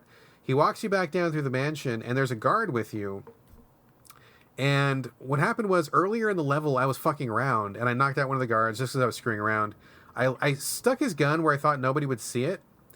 And nobody did see it until the guy walked down, but he walked down and he's like, huh? And then he sees the gun. The guard goes over to investigate the gun. And while the guard is investigating the gun, my target was like continuing to walk towards the room where he's eventually going to like thank you personally, whatever that means. Maybe he's going to give you a stack of cash or some drugs or something. I don't know. But while the guard was investigating the gun, I shot the target in the head, like right there in the middle of the room, and just like walked out. Fell down dead in the middle of the floor, and I just like just started stepping, like walked right out the door. The guard didn't see me. So I got out, killed 2 of the targets, and I hadn't been caught. But I gotta say, dude, I wasn't feeling good about it. Like, number one, not my preferred method of playing Hitman. And I remembered like, oh yeah, that's right. That's why I don't do these stories, because I feel like it's just not that satisfying to me. Like, I think I should do them after I do my initial fuck around run. That's what I like the most. And I kind of cheated myself out of it. So I'm like, oh man, this sucks. Whatever. I'll go back and fuck around later, I guess. So I had the gym guy left to do. He's on his little private island, which like is crawling with guards. So I'm like, okay, I'm not gonna go there because I'll end up just knocking them all out one by one, and that'll be kind of boring. I'll wait to try to catch him somewhere else. He goes to the gym. I follow him to the gym, and I can't figure out what's going on. Like, I know there's got to be a trainer outfit. I couldn't find the trainer outfit. I found the barbell thing, but I wasn't the trainer, so I couldn't do that. And I'm like, oh, okay. I mean, it's like super crowded in here. Like, there's no way I'm gonna get away with anything here. This is dumb. So I go back out of the gym, and I had brought with me the pale duck. Do you have the pale duck? You probably do, right? I think I do, but is it an explosive? Because I never take explosives with me. It is. I brought it for funsies because I just was like, I'm going to bring explosive just for fun. So I walked over to where I knew the guy was going to be. I'd seen him walking back and forth from his private island to the gym, and he's on a bridge. So I put the duck on the bridge. It's like a little white rubber duck. You just put it on the bridge, and I just like hid in the bushes. And he came back after his workout, and he's like, "What's this?" And he like bends over, and I just fucking push that button, blow that guy sky high. His body like shoots flying out in the fucking Caribbean Ocean or whatever, and he's fucking gone. And I'm still squatting in the bushes, so like nobody sees me. I wait till the alarm like dies off, and I just like walk off the island, and I'm done. Walk away, no big deal. Wow. Solve the whole thing. But I was feeling really unsatisfied, right? So I came back, and I'm like, well, this sucks. I don't feel like I got my full usual Hitman joy. So I went back to do one of the other story missions, and I went back to do the doctor mission. Did you do the doctor, dress up like the doctor yet? I heard people in the private villa talking about the doctor, and after I gave the USB stick to the lady and killed her, I looked high and low for that goddamn doctor, because I heard someone say that he was in the restaurant, and I looked everywhere and could not find him, because I wanted to do that because I figured that would lead to his story, and I could not find him, so I didn't do it. When you start the level, immediately, like when you're on the dock, when you arrive on the boat, if you take the first right on the little network of, I don't know, tropical island bridges or whatever, he's in the bungalow that's immediately to your right. Like, it's super close to the beginning. Okay. And I actually found it on accident because I thought that was my bungalow, because when you get your key, the lady's like, yeah, it's on the right. And I'm like, well, your right or my right? Like, which right was it? And so I come back. I went to the wrong bungalow, but I heard the lady talking about like, oh yeah, he flew us out here and it's so boring, and he's got to go take care of the sick guy or whatever. I'm like, oh, okay, so this is the doctor. So I restarted the game, fresh, just fresh start. Walk over to the guy's bungalow. Like, I drop down into the water, and I'm like listening. And one of the things that makes this particular DLC really challenging, which I think is also kind of cheap, is like a lot of the people that you need to interact with and a lot of the targets are constantly followed by at least one person. There's always like this extra set of eyes. And like, maybe it makes sense for like the guy who's running the island. Maybe he's paranoid or something. Like, maybe that makes sense. But like, this is like a doctor. Like, he's just there. I mean, maybe they're trying to make it seem like this is like ultra posh resort where there's always like a servant waiting on you hand and foot or whatever, is maybe the tone they were going for. But like, I just felt like it kind of artificially made some of these things a little bit more difficult than they needed to be. So I get to the doctor's bungalow. His girlfriend is on the beach. She's like sunbathing, and the doctor's inside, and he's like constantly followed by this like servant, and like she never leaves his side. And I'm like, okay, this is fucking irritating. Okay, whatever. So I climb over, unlock the door, go in the bathroom. By the way, like, a lot of people didn't react when I used the lockpick, by the way. That was another thing I noticed. I felt like it was a bug. I was lockpicking a lot of stuff, and like very few people reacted to it. So that was something that was weird. Anyway, so I get inside his bathroom. I wait for him to like be alone, but he's like never alone. I'm like, fuck it, whatever. So like I kick down the door, shoot the servant, shoot the doctor in the head. Like, fuck you guys both. I'm waiting too long. It's pissing me off. The girl doesn't hear it because I'm using the silenced pistol, right? So like I stash both bodies in the bathroom, put on the doctor's outfit, go to the guy's compound, the guy with the sores. Like, you walk through the main gate. You get frisked, so you can't bring in a gun. But you've got the stethoscope, and the stethoscope says doubles as a garrote. So like, okay, fine. But whatever. You don't even need that. Like, just use your fists half the time anyway. You don't even need the fiber wire or anything like that. So like, I go upstairs, and I go in the room with a butler. The butler's like, oh, I'll show you this way. Follow me. He goes there, and he's like standing there. He doesn't leave. And I'm like, fuck. I'm not going to be able to kill this guy because this butler's not leaving. So I walk in back of the butler, completely kill him, just like strangle him out with the fucking stethoscope, hide his body in the closet, and then I just wait. And eventually the guy shows up, and he's like, oh, you're not my regular doctor. And he's like, yeah, your doctor was boning his girlfriend. He's like super tired. He can't be here today, so I'm your doctor. Dr. Reaper, thank you very much. Dr. Reaper. Dr. Reaper, which is funny. So he comes in with a guard. The guard totally stands out on the balcony, completely oblivious to what's going on. And you start giving the guy his checkup, and you're like, "Oh yeah, take off your robe and take a deep breath and cough for me." Like there's like a million prompts of like all these different medical things you could have him do, which is fucking funny as hell. So you keep doing all these different things, and eventually you like tell him to turn around because you want to listen to his lungs or whatever, and you can just like choke him out and like hide him in the closet, and like nobody notices, and you just like walk out. So I did that much, and then I stopped because we had to record the show. But overall, I mean, it's okay. I like the compactness of it. It was fine. I think smaller levels are okay. But I did feel like even though it was smaller, it was maybe a little bit buggy. Like, not super buggy, not anything that I would really get mad about. But there was just, like, little things here and there where I felt like it wasn't as airtight as Hitman usually is. And I did feel like it was kind of cheap because it was really, really packed. Like, there's always people around. The targets always had at least one or two people wherever they went. And, like, I felt like... it just was like one notch harder than it needed to be, but not for a good reason. I didn't feel like all this stuff was really earned. And some of it I just couldn't figure out. Like I wanted to sabotage the guy's jet ski. I could not figure out how to get the jet ski instructor alone, so I didn't do that one.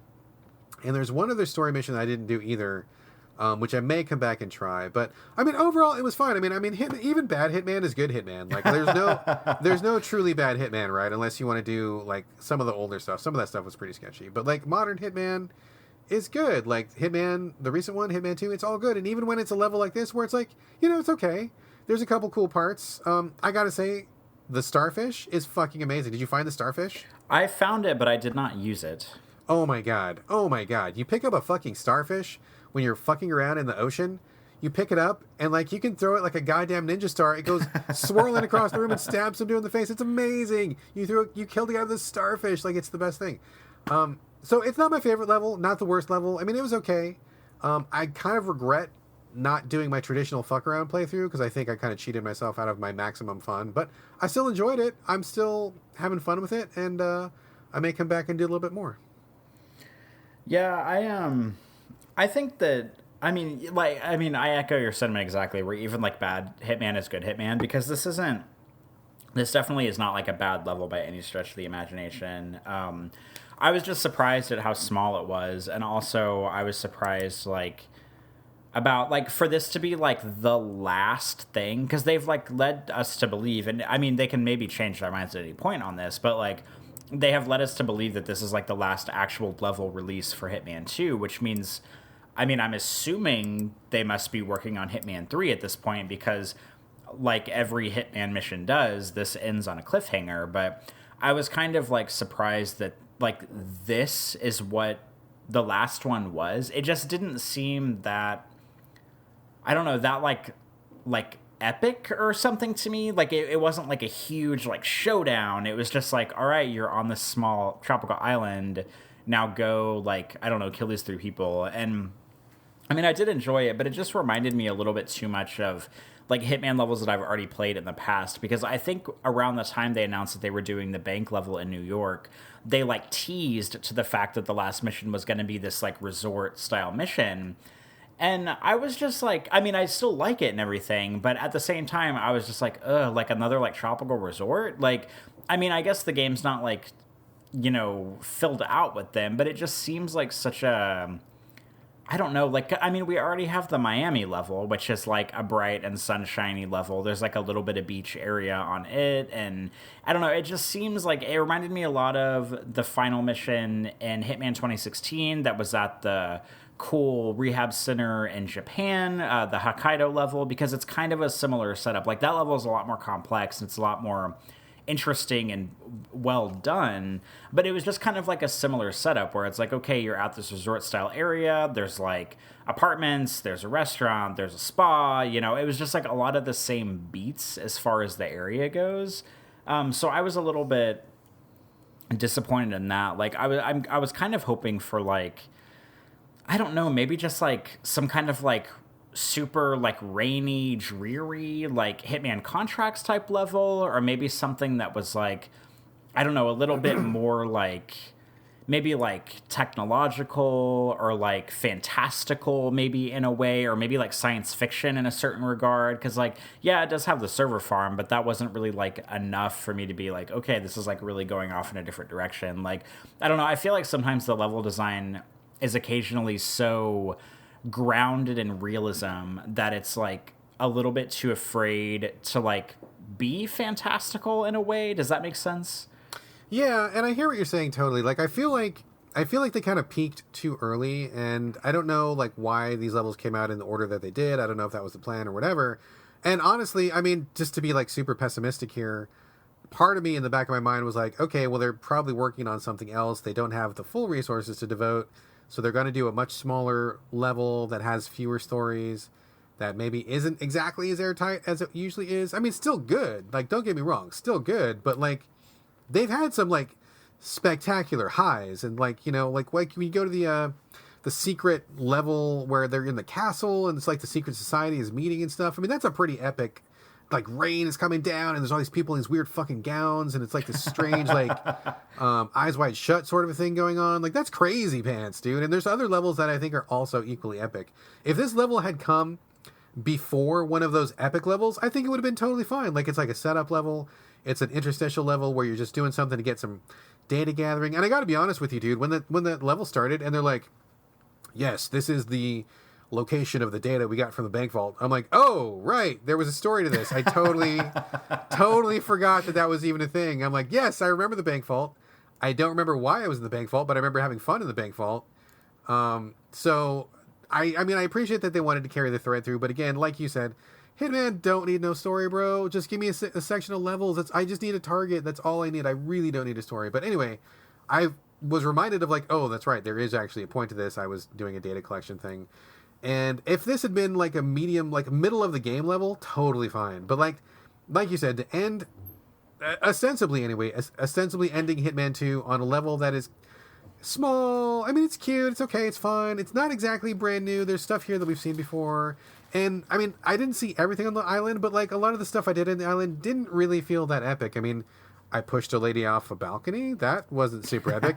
Agent 47 does that, like, 3 times before he has breakfast. Like, that's nothing big. I mean, I choked the guy out when he turned around. I mean, that wasn't super epic. I mean, and not like I necessarily need it to be epic, but if you're going to finish the game, you're going to end the game, I kind of was hoping it would be bigger. But then again, at the same time, they're probably thinking, well, we need to have an epic finish for people who actually bought the game, and not everybody bought the DLC.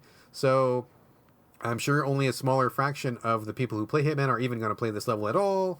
So we probably shouldn't have like the most epic proper finale, because people are not going to see it. So why would we put the effort into stuff that people aren't going to play?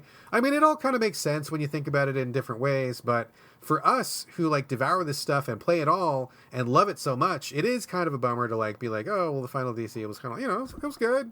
It was good. Like, it was good. Like, it's not good. It's not good.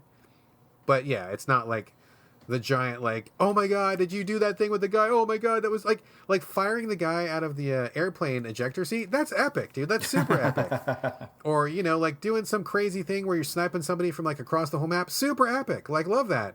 This is just like, you just did, it was like a meat and potatoes kind of a level. Like, nothing really spectacular happened here. And in fact, it was a little too convenient for me, I think. Yeah, and like what you're expressing is like 100% valid, and it was kind of what I was thinking about as I was playing it last night, because you have a weird scenario where it's like, you know, instead of delivering Hitman 2 episodically like they did Hitman 2016, they deliver the entire game at once, which, I mean, I like them both ways. I like it episodic, and I like, you know, the entire game at once. So I would understand why they would want the package of Hitman 2 to have like a pretty good like ebb and flow and pace as far as like the mission structure goes. And you're not wrong about the final level of the original Hitman 2 package being like the island, like eyes wide shut thing. Like, that level is absolutely incredible. There are perhaps more moving parts in that level than any that I've seen before in Hitman, like maybe like Mumbai notwithstanding. And so they're kind of like, you know, stuck, you know, between a rock and a hard place, because they suddenly have a full package here that's like packaged and ready to go. But then they have, you know, this promise that they're going to deliver more story missions. So they have to continue the story threads. And what I wish they would have done is, instead of saying, okay, our 2 DLC missions we're going to put out for the Gold Edition are going to be continuations of the story. I wish they would have just been like, okay, we're just going to throw like 2 prequel levels in or something, you know, like 2 random assignments that have nothing to do with the story, that have nothing to do with continuing these story threads that don't even make sense and are easy to follow in the first place. Like, I would have much preferred these 2 DLC missions to be like, almost like a Hitman Contracts or Hitman Blood Money type thing, where it's just like, all right, we're going to dive into 47's past and go take him to some weird place that has nothing to do with anything, instead of trying to like, you know, continue this story that's really kind of like not even really worth continuing in the first place. So it's kind of a shame that they did it that way. Even better, dude. Even better. Like I would love it if like a cutscene starts, like 47 comes home, right? Like he logs on to like Bank of America to check his balance, and he's like, "Fuck!" Like he sees like Hulu deductions, and he's got Netflix deductions, and he signed up for like Apple Arcade, and his bank account is like destroyed, right? And he's like, "Oh my god, I'm broke!" And he calls up whoever, and he's like, "Yeah, I need some cash real quick. Like, what do you got for me?" And just do some of those missions, man. Like he's just earning his wage. Like that's fine. I don't need some like weird conspiracy. This game is just fucking fun. Just have him just like doing his 9 to 5, right? Oh, I gotta kill some guy. Who cares? It doesn't matter. I'm just gonna kill this guy. It has nothing to do with like a global conspiracy. It has nothing to do with spying or identity theft or anything. It's just some guy who was sleeping around his wife and the wife hates him. I'm gonna kill this guy, and she's got a lot of money. Like that's it. He's just gotta do that's like all we need. Yeah, just doing the jobber missions. I would love those, dude. An entire game of just like 12 Slabo missions where he's just killing some jerk for like no real reason. Who cares? It's still fun. Yeah, and that's why like Hitman Contracts and Hitman Blood Money were so successful to me, because like they didn't, I mean, part of Hitman Contracts was a remake and part of it was original, which I think is also special, but like there's so much in both of those games where it's just like, all right, we have these like 10 completely disconnected hits, and like there's like little bits of interesting story thread that ties them together, but it's not like they don't like hit you over the head with the story. And I feel like Hitman 2016 and Hitman 2 are like trying to really make a case for the story, and the story is not worth making a case for at all. No, like, I wish it really they would isn't. have. No, They should have just taken those resources and put them into like, I don't know, like writing more dialogue for the funny characters in the levels or something. Like it's like I don't give a fuck about the story. I don't care. I mean, I like Agent 47 a lot as a character, and I like his handler, Diana. Oh, I love him, dude. I love him, yeah. Yeah, but, like, I don't need these, like, ridiculous, like, oh, conspiracy theory, like, Illuminati story threads. Like, it's just dumb, and it doesn't make any sense, and I don't care. I just want, like, run-of-the-mill missions in exceptional locations to go and kill people, and that's all I need. Absolutely, absolutely. 100% agreed. So, yes. I guess this is... Oh, okay. One more thing. I was going to say this is probably the last time we're going to talk about Hitman for a while, but I did want to hit you up one more time. As I was jumping back into the game, I'm like, oh, right, I never got around to the Patient Zero thing. Now, you really liked Patient Zero, right? Oh, yeah, I love Patient Zero. Okay, so I should go back and play that before I retire Hitman 2, correct? Yeah, because Patient Zero, I think I said this at the time when I talked about it a while back, but the thing that I really like about Patient Zero is that, yes, it does reuse locations from Hitman 2016, but it's a little goofy. Like, it gives itself permission to kind of like be experimental in a way that Hitman 16 like was more, or Hitman 2016 was a little more straight-laced, and I really appreciated that about Patient Zero, so I definitely think you should go back and play it. Okay, yeah, as I was looking at the menu, I'm like, oh, that's right, I totally forgot. I never got around to this thing. I think that's probably the last thing that I haven't played, so I will probably play that before I pack it up, and maybe we'll talk about it on a future show. Maybe I'll play it tonight. We'll see how much time I get. But all right, well, that wraps up our Hitman 2 Haven Island spoiler discussion. It's been a good run, don't you think? I mean, hasn't Hitman 2 been pretty great? Yeah, I really am thankful that even with IO Interactive split from Square Enix, that they really came out on the other side of it successful, and I hope that they just continue doing what they're doing. They could make Hitman levels for the next 50 years and do nothing else, and I would be completely happy, and I'm glad that they found success, and hopefully they are keeping up financially and able to work on more stuff, because we say this every time we talk about Hitman, but there is really nothing like it out there. It's really special. I'm shocked that nobody has tried to copy this formula, because IO Interactive does it so well, and even like you said earlier, even a bad Hitman level is a good Hitman level, and I really just applaud them for everything they're doing. Same. I wish them success. I would also buy literally every level they ever put out. If they just did 100 levels from here to eternity, I would play them all. I would love them all. I mean, Hitman is better than it's ever been, honestly. Like, as someone who's played almost all of them, I know you've played almost all of them. Or did you play the PC one, the very first one?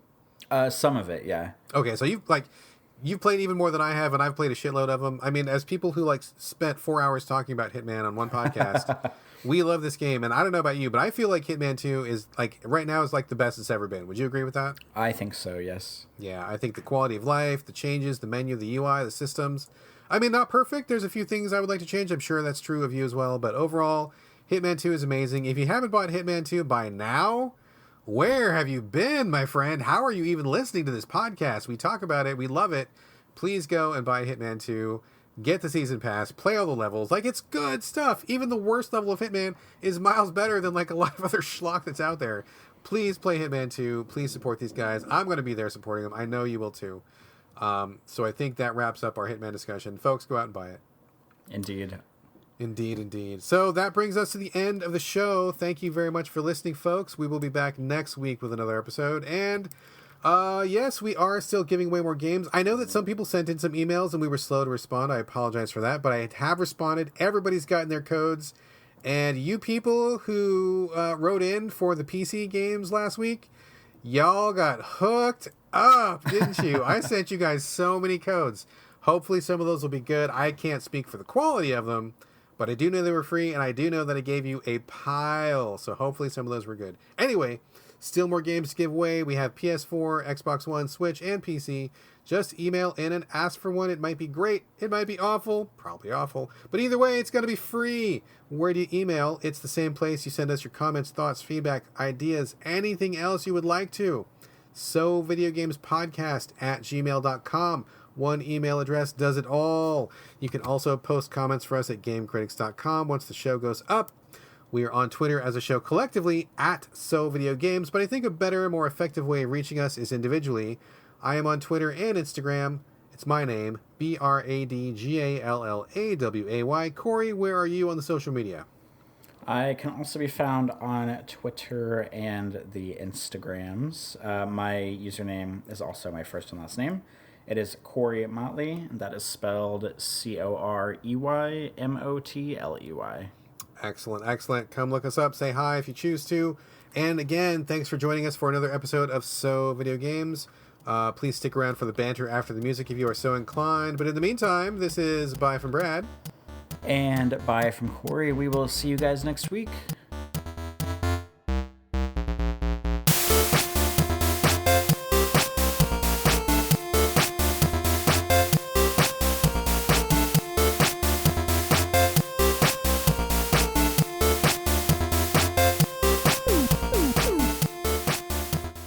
All right, man. Banter time, as it always is. Do you want to go first? Or you want me to go first?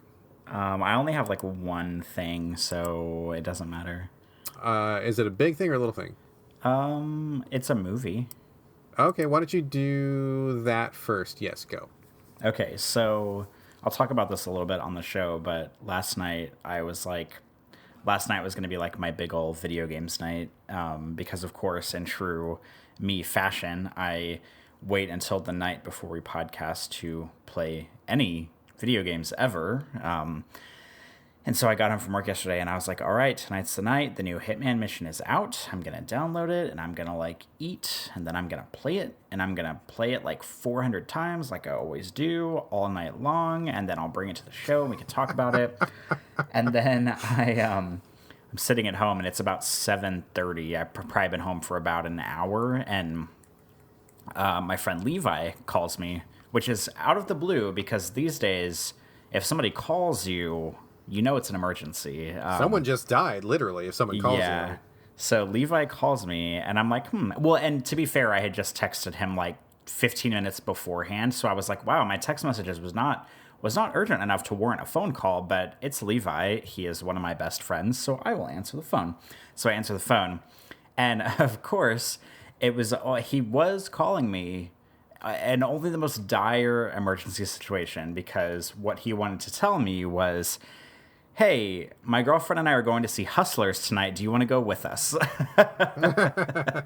Hustlers, of course, for those who don't know, being the new movie with Jennifer Lopez and Constance Wu, I think is her name, and Lily Reinhart and other people. It is the movie about a bunch of strippers who, based on a true story, I might add, based on a journalistic article that came out a few years ago, about some strippers circa 2017, like pre the Wall Street crash, where basically they were strippers, they were making really good money, they were all working at this one club, and then the Wall Street crash happened, and they kind of like, because like they were in New York, so all of like the rich Wall Street dudes always came to their club, and then once Wall Street kind of like was not in good shape for a while, then they stopped coming to the club, and the club went downhill, and so they have to find like other means of using their skills in order to sort of like survive and make money.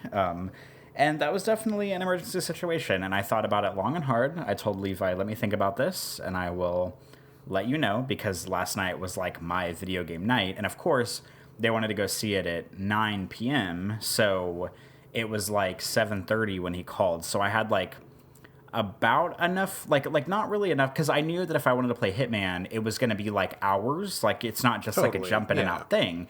So I was like, okay, great. What am I going to do now? Like I can either tell him no and play Hitman because I needed to play Hitman and or other video games, or I can say yes because I really wanted to see this movie, because I brought it to his attention a few weeks ago, sort of assuming that they were going to go see it anyway. And then he returned the favor by letting me know that they were going to. And so finally I gave in and I texted him back and asked him what seats they reserved so I could get a seat next to them. And then I went and saw, it was a long night last night. I went and saw Hustlers from 9 to about, by the time the previews and the movie were over, I got home at just a little after 11:30. And then I proceeded to turn Hitman on at about midnight last night and start it at midnight because Oh man. Okay. I know.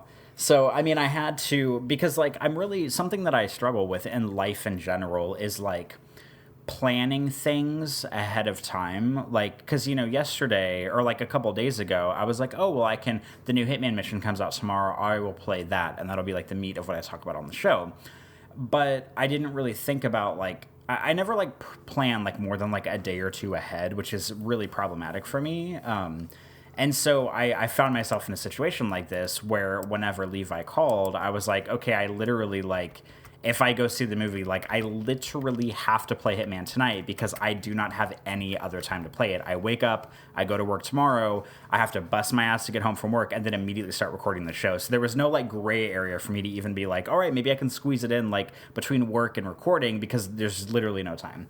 So I was able, but I mean, successfully, I might add, play it because we're in the time loop, as you would have already heard on the show. You've already heard our thoughts and feelings about Hitman, but that was the situation I was in last night. But I did see Hustlers, which was very, very good. I think that when this movie sort of was being marketed, it was perhaps like, you know, sort of like, oh, it's just like a dumb stripper movie, like, oh, it's just about like hot girls or whatever. But after it came out, it's sort of like, I mean, it has like upwards of like between an 80 or 90% on Rotten Tomatoes right now. So it's like up there. Pretty good. Yeah. And like it's been getting a lot of buzz for like, okay, no, this is actually more than just like a movie about like TNA. Like there's a lot more going on. And the fact that it's based on a true story makes it even more interesting. So, and it was thoroughly enjoyable. It was written and directed by a woman, which I obviously love.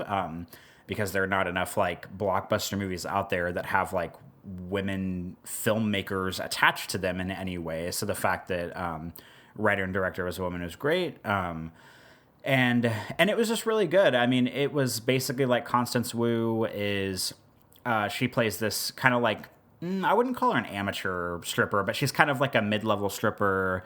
And she's kind of like down on her luck a little bit, not making enough money as she wants to be making. And then she sees Jennifer Lopez do this like cool, like really awesome like stripper routine that comes like pretty early in the movie, and sort of is in like awe of how like amazing Jennifer Lopez is as a stripper. And like to her credit, the sequence was wonderful.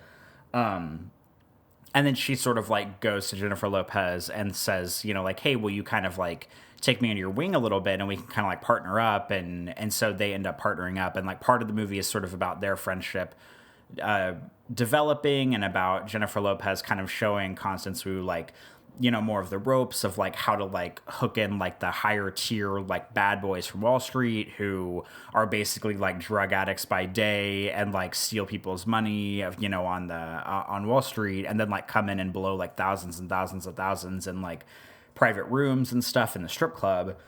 And so she kind of like shows her the ropes, and then, like I said, the kind of like the fallout happens of the market crash, and then they have to figure out what to do, and they start running this ring where basically they like start like drugging men in order to like steal money from them. Jeez, like they're robbing them, you mean, or what? I mean, like essentially, yeah. Like they like meet these men outside of the clubs, and they have this like ketamine like mixture thing, and they like start drugging their drinks, and then they don't like completely like knock them out or anything, but they like drug them just enough so we're like they're pretty like loopy, and then, you know, they take them back to the strip club, and then they start like basically stealing their cards, and like will like ring up their cards at the bar for like a bunch of money and then take it back to them, and then, you know, they kind of wake up the next day not really knowing the difference. And like, you know, they definitely, and like just to be clear here, I'm totally like on the stripper's side about this, because like Jennifer Lopez has this whole monologue in the movie about like how like all the Wall Street dudes are doing. They're just a bunch of like rich assholes that are like stealing money from everybody else, and like they're a bunch of like corporate thieves that basically like never pay for their crimes or go to jail anyway, and like they won't be missing any of this money that the strippers steal. Meanwhile, the strippers are like working their asses off, and they're not making any money, and they're and like because of the Wall Street crash, like it's affecting their business and everything, and they can't get like respectable jobs, quote unquote, anywhere else. Like there's a sequence where Constance Wu is trying to like apply for positions, and she tries to get a job at this like department store, and like the department store won't even take her because like she doesn't have any retail experience. And so you know, Jennifer, I mean, obviously like drugging people and stealing their money is not great, but I definitely like support the women in this scenario. And so they, and that's sort of like what it's about. And it's about kind of like their relationships and maybe like some of the fallout of what happens. And, you know, I'm not going to give away the whole movie, but that's like the meat and potatoes of it. But I really liked it. I thought it was pretty, like, it's pretty, a lot of it was pretty funny. It's kind of like a dramedy, if you will, because it is based on a true story, and there's a lot of like serious stuff in it, but there's, you know, some comedy here and there, and some funny stuff that happens. And it is kind of sort of like shot. It was really beautifully shot. I mean, a lot of it, the movie takes place in and around strip clubs, so there's obviously like a lot of like bisexual lighting and like hot pink lighting and stuff, so that was really nice for me to look at. And it's a little like the movie's like a tiny bit self-indulgent, which I kind of like, because we're really used to seeing movies by like famous male filmmakers that are like often really self-indulgent. Like someone who comes to mind right now for me is like Quentin Tarantino. Like he basically like makes movies for himself, and he just has sort of like made a bunch of like lonely white men like think that his movies are great, and so like for some reason he gets like held up on this pedestal, even though his movies are kind of strange and really self-indulgent. So it was cool to have like a female filmmaker kind of like dip into this like slightly self-indulgent filmmaking as well, and kind of be like really unapologetic about it. So I really liked that too, sort of that bit of aspect, because some of the stuff I was just thinking like, this kind of didn't need to be here, and it kind of seemed like she wanted to do it just to do it. But at the same time, I was like, hell yeah, because this is the kind of stuff that like mediocre male filmmakers are getting like celebrated for. So like I fully support female filmmakers doing this too. But I thought it was good, all things considered. It reminded me slightly of, and I think I talked about this on the show before, the movie Widows, which is I mean, it's not a similar movie, but it's basically a movie about like a bunch of women whose husbands are like bank robbers, and they die in this like fantastical robbery situation. And so the widows band together to like perform this like last heist that all of their husbands were planning. And it had kind of like, I mean, Widows is like very, very, very serious and kind of grim, and doesn't really have a lot of comedy, but it just kind of reminded me of similar things where it's like, you know, a movie about like women in a man's world and what they have to do to get by. And like if men were doing these kind of things, like they would maybe be like celebrated or looked up to. But if women are doing them, then suddenly people are like raising an eyebrow, and it's sort of like a, you know, fuck the system and fuck the patriarchy kind of thing. So that's kind of like a good like A and B side of similar themes in movies. I think Hustlers is a better movie. But it just reminded me a little bit of Widows. But yeah, I thought Hustlers was very well done and enjoyable. Excellent. Yeah, I heard that it was getting some pretty good buzz. And, I mean, it's not exactly the kind of movie that I would see, but it's not something I would avoid either. But, like, I don't know that I would necessarily go out to a theater to see it. But, if it, you know, if it pops up for rent and my wife and I are both awake and my son is over at a friend's house, and if it's, you know, the moon is in the third house of Mercury and all these things come together, then maybe we'll watch it. But I'm glad it's good, though, and it's been a while since J-Lo had a hit. It seems like she kind of did, like, she tried to break off into movies for a while, and she just had, like really mediocre movies. None of them really got big, did they? Nothing jumps to mind. Do you know offhand, did she have any big hits when she started doing movies? I mean, the one that I always think of is Anaconda, which is like really old at this point. Was that like her first one that she did? I think it. Well, I don't know if it was her first one, but it was definitely one of the kind of what earlier made her famous. Yeah. Like she did that, and then she did The Cell, which I love that movie. I've talked about that movie like a million times on the show. I think The Cell is really great, and.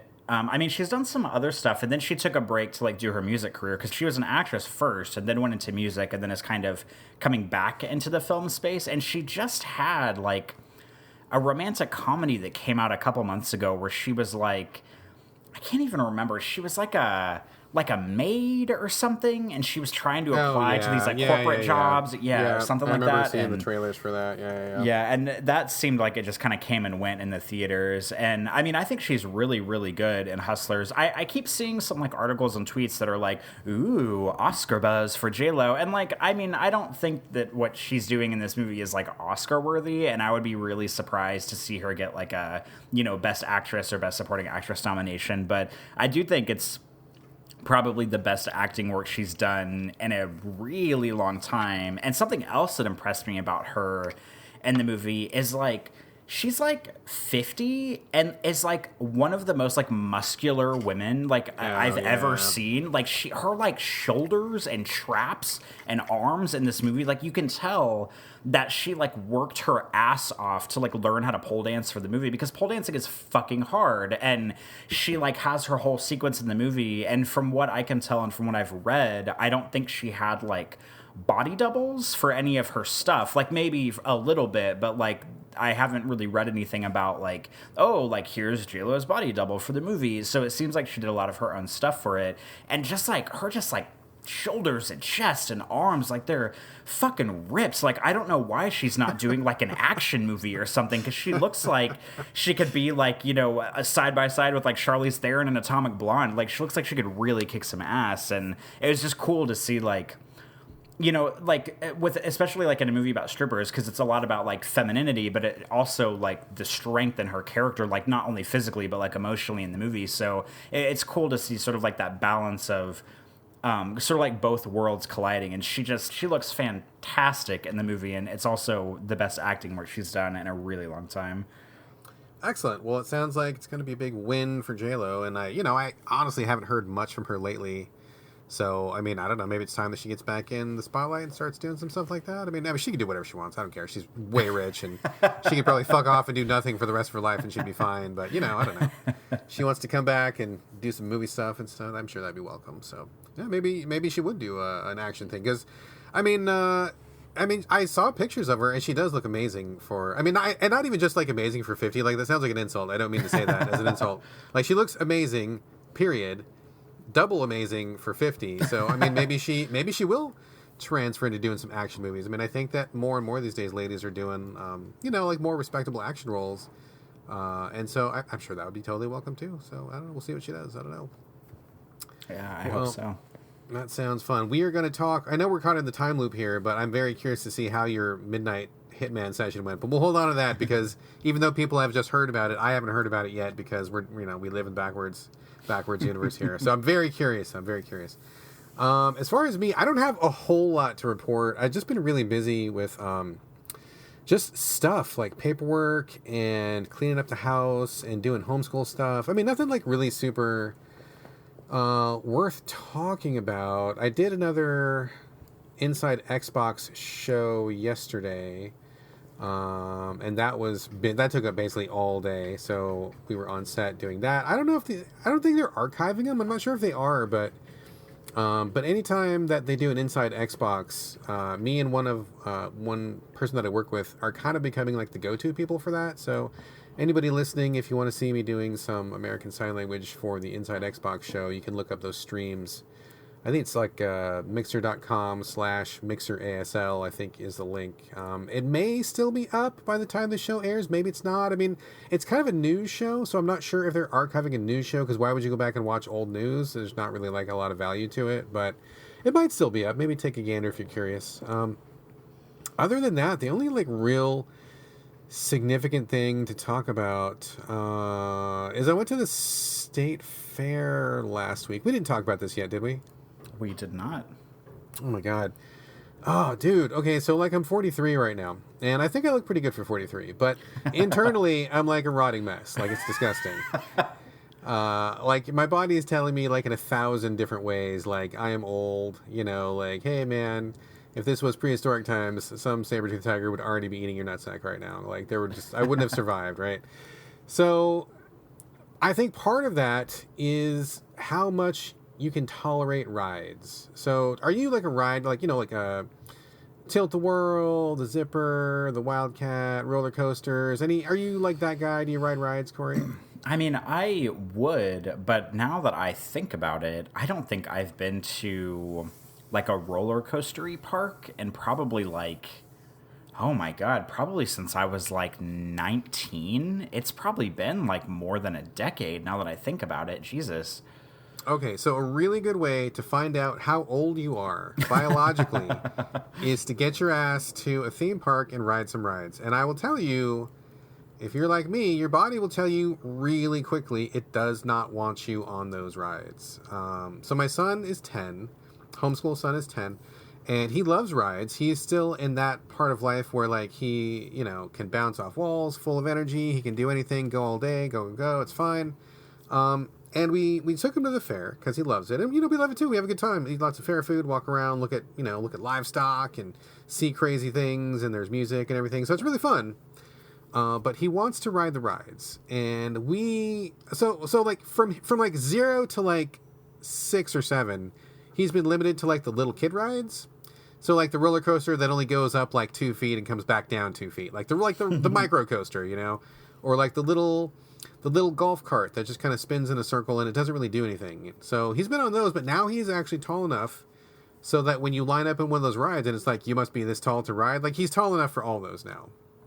So we started going on them last year, and I got really sick, dude. Like, we went on like I think it was actually the Tilt-A-Whirl we got on, and about halfway through the ride, I was like, oh my god, I'm gonna puke all over. And I've never really been like a puker, like on a ride or anything. I've never had. I don't get seasick. I don't generally get motion sick. But something about being on that ride really put me off. So last year we got off the ride, and I was sick like the rest of the day, dude. Like, it didn't get better 15 minutes after I got off the ride. Like, I was sick like the rest of the day. My stomach was upset. Felt like I was on the verge of puking. It was terrible. And I felt bad because I just couldn't keep up with my son and do all of the things he wanted to do because I literally was afraid I was going to vomit. Like, I just did not feel good. So this year, I'm like, I don't want to be the lame dad. I'm going to like totally do whatever I need to do. I want to keep up with my kid. If he wants to ride a ride, I'm going to go with him on that ride, for God's sakes. So I bought a bunch of motion sickness tablets that you take for like if you get seasick. And I'm like I'm going to like Dramamine, like that. Totally. Yeah, exactly. I bought a bunch of that stuff. I took like the max dose when we got there, and I'm like, all right, good to go. I took my pills. I waited like the hour that they say to wait before the medicine kicks in. Went with him on the ride. First fucking ride, so goddamn sick, dude. That medicine didn't do anything. My stomach was just like totally put off. I had to go get like a soda to settle my tummy after I got off the ride because I'm fucking old and weak, So I had a little soda. I mean, it made me feel a little bit better, but not super better. And then the wife took over for a while, and she's like, "Oh, dude, I'm getting sick too." And I'm like, "Oh, fuck, we're both sick now. Like, what do we do?" And like, he was like, "Let's go, more rides, more rides." And I'm like, "Oh man, totally feeling bad," because like, you know, like it's very rare that we are not able to do something like for our son. I mean, we know it's not like super privileged. Like we don't give him every single thing that he wants. I'm not trying to make it sound like he's spoiled or anything, but like, you know, we like to do things as a family. We like to have these experiences together, and it's rare, very rare, that we can't do something together that we want to do. And I was feeling kind of lame about it and feeling really like down. And then as the wife was on a ride with the son, I was standing watching them do the ride. And then this lady came staggering up next to me. She wasn't talking to me, but she was close enough that I could hear her talking to her husband. And she's like, "Oh my God, I'm so sick. I can't go on these rides with them anymore." He's like, "Yeah, I know, me too." And I'm like, "Oh my God, okay, totally. I'm not the only one at the park. Okay, clearly other parents are going through this same dilemma." So we got through the day, but like, you know, there's a couple rides. Me and the wife were like, "We're not doing this. I'm sorry, we can't because we're gonna just vomit." He did a couple rides on his own, and that was fine. But we both felt like really super lame and old and decrepit and bad. But we just can't do it anymore. My stomach will not tolerate it, dude. So that was kind of a bummer, man. Kind of a bummer. I mean, you know, we salvaged the rest of the day. We did some fun stuff. We ate some food once we started feeling a little bit better. And, you know, we walked around. Like, it was still a good day. I mean, we're still going to go to the fair every year. But, like, man, this is totally one of those times when it's like we got to find, like, one of his equivalent age buddies. And, like, they can go on the rides. Because, like, my body is just like, nah, no more. So, anyway, kind of a lame turnout at the State Fair. I would be very curious to see how you're doing. How old do you know? What are you, 30-something? I am recently 31. 31. So you're still pretty young. I bet you could probably still ride a ride. I think you'd probably be fine. Because this didn't really hit me until, man, at least 40, 39, 40, something like that. So if you ever plan to go on roller coasters or rides, you better cash in the next 10 years, dude. Because you're not going to enjoy it after that. Yeah, I think I would still be able to do it. I just, like, I don't know. I feel like the opportunities of going to do that kind of stuff is really few and far between. And to be frank, I don't even think we have anything like that around here in New Orleans. We actually have, if you go pretty far, like, northeast of the city, there used to be a Six Flags there, but because of, like, the South, it basically, like, the whole theme park kind of, like, started sinking, so they abandoned it. And it's because, you know, we're like below sea level. I don't know what they were thinking building it there, but I've never been. But the parkour friends that I have here, like several years ago, they went and filmed like a parkour video there, and apparently it's just like this big. I mean, it's not like totally underwater, but it's like everything there was unstable, so they had to abandon it. And apparently it's just like a bunch of graffiti all over everything. Like, it sounds like a really cool place, but I don't even think the land here can like support anything like that. But I think I would be okay on rides right now. It's just like, I feel like amusement park rides, similarly to how I feel about like maybe like scary movies or scary video games, where it's like, I know I can handle them, but I would have to be in a very, very specific mood to go do that. And I never feel like I'm in that mood. So I probably will, like, I don't know, never go to a theme park for the rest of my life. I don't know. But I think now I could probably, I mean, I think I'd still handle it, but I just don't really have any options for that down here that I know of. Yeah, I mean, if there's not one around, it kind of takes a lot of doing to get to one. And honestly, if I didn't have a 10-year-old, I would probably never go to a theme park because in general, they don't seem like a good time to me. And I don't like waiting in lines and I don't like crowds. I have one or two friends who like maybe might try to drag me if like we were all together at the same place at the same time. But that's a pretty rare occurrence. I think it's probably pretty easy to live an adult life and like never find yourself at a theme park. So you're probably safe either way. I don't have a whole lot of other stuff to talk about. The only other thing, I thought I was going to talk about going to see Randy Rainbow in concert, but I got my dates wrong, and I'm actually going tomorrow. I thought I was going to go on Tuesday, but I was mistaken. Do you know who Randy Rainbow is? I don't know who this is. Oh, okay. Well, I'll just mention it real quick. He is a performer who got real big on YouTube. What he does is he takes like Broadway songs and then he rewrites the lyrics to make fun of Trump. And so he's like super, super like mega liberal. And he does like these little parody videos where he'll like, like something will happen in the news, and then he'll take a Broadway song and then just rewrite the whole thing, and then he'll do like special effects, like he'll edit news clips to make Trump look like he's saying something that he's not saying, and he'll get on these costumes and he'll like film himself like multiple times and then like merge the film together so that it looks like there's like 4 or 6 of him, and they're kind of like he is his own backup dancers and stuff like that. It's pretty cool. Like I really dig his style. His choice of songs are good. I think he's a great singer, great performer, and we just need more people like that who are like actively being like, I mean, kind of like the voice of reason with all this stuff that's going on. Like somebody like actually calling this this administration out on their bullshit. But really, really enjoyable. Love the songs. And so he is going on tour, and I'm going to see him tomorrow. Like I said, I thought it was yesterday. Got it wrong, but it's actually tomorrow. So I don't have a report, but I am really excited to go. And I guess if you or anybody else listening is not familiar with Randy Rainbow, you can check him out on YouTube. I mean, he's gotten really, really big in the last year or two. He puts out a song like at least once a week or once every 2 weeks, and they're very, very enjoyable, especially if you are just up to your eyeballs with the bullshit of the Trump administration. It's like a nice little letting off of steam to see somebody else who is like just as sick of this shit as you are, and seeing him kind of celebrate it through song. So I love his work. I think he's really great, really funny, and we've interacted just like a couple times on Twitter. So he's like real approachable and friendly and stuff. So very, very excited to see him tomorrow. That sounds like I have no doubt that whatever he's doing is like, I don't know, he has a lot of talent or whatever, but that just sounds like a nightmare to me. Like, I'm kind of the mind of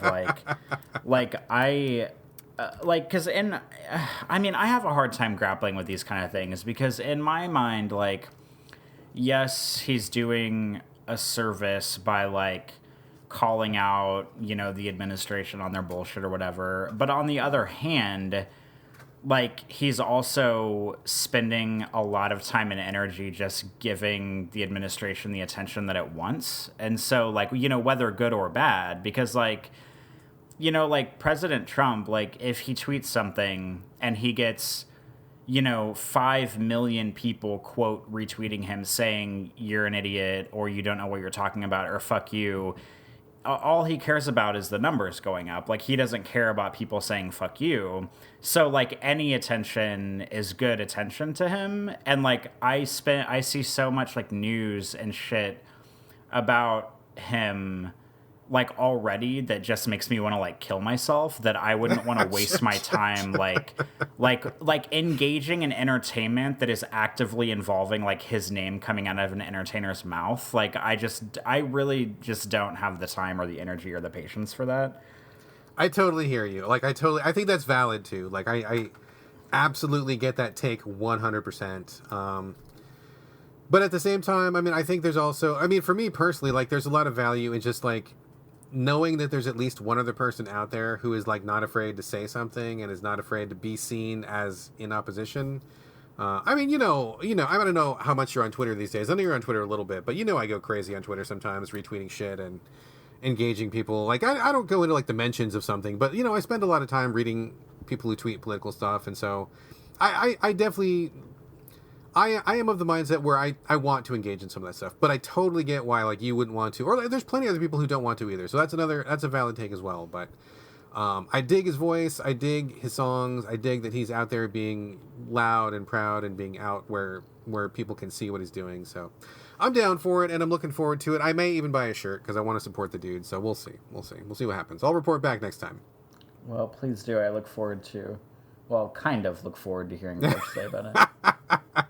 Fair enough. Man, I honestly don't have like any other banter. You got anything else you want to toss into the mix?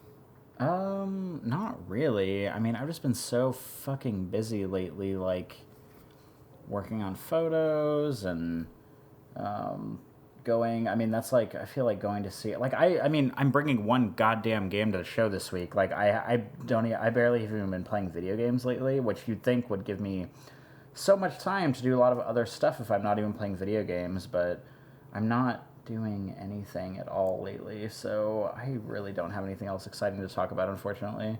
Yeah, when you get to be a grown-up, you end up not doing much, but your day is still really busy and filled with bullshit anyway, and then at the end of it all, you're just like, what did I even do? Like, I didn't even do anything, and now it's time for bed, so... Yeah, that's how, like, oddly enough, that's exactly how I felt at work today. Like, and maybe this is something, worth talking about briefly, is, like, I got to work today, and one of the things that I do at work, and I don't know if I've talked about this on the show, not that it matters that much, but, the department that I work in, I will proctor exams for students at work if they have like a short-term kind of like disability situation, like if they break an arm or something like that. And that's like, it takes up about like 10% of my time every semester, but like the 10% of the time it does take up requires like a ton of energy and coordination. And today was one of those days where like I haven't proctored a single exam this entire semester until yesterday. I proctored my first one, and like I proctored one yesterday, I proctored one today, I'm proctoring two tomorrow, I'm proctoring one Friday, and like it's like the like when it rains it pours kind of thing. And like today was one of those days where like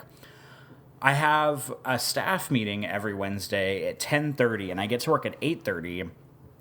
And I spent like my entire morning from like 8:30 to 10:30 just like sending emails and coordinating like these goddamn exams, because it just requires like a lot of steps, because it's like I'm involved, the student's case manager is involved, obviously the professor is involved because they're the one who has to like kind of sign off and like give us the exams and everything. So it's like it's just like a process that requires a lot of time and energy, and it feels like it's a lot of time and energy for like the smallest amount of payoff.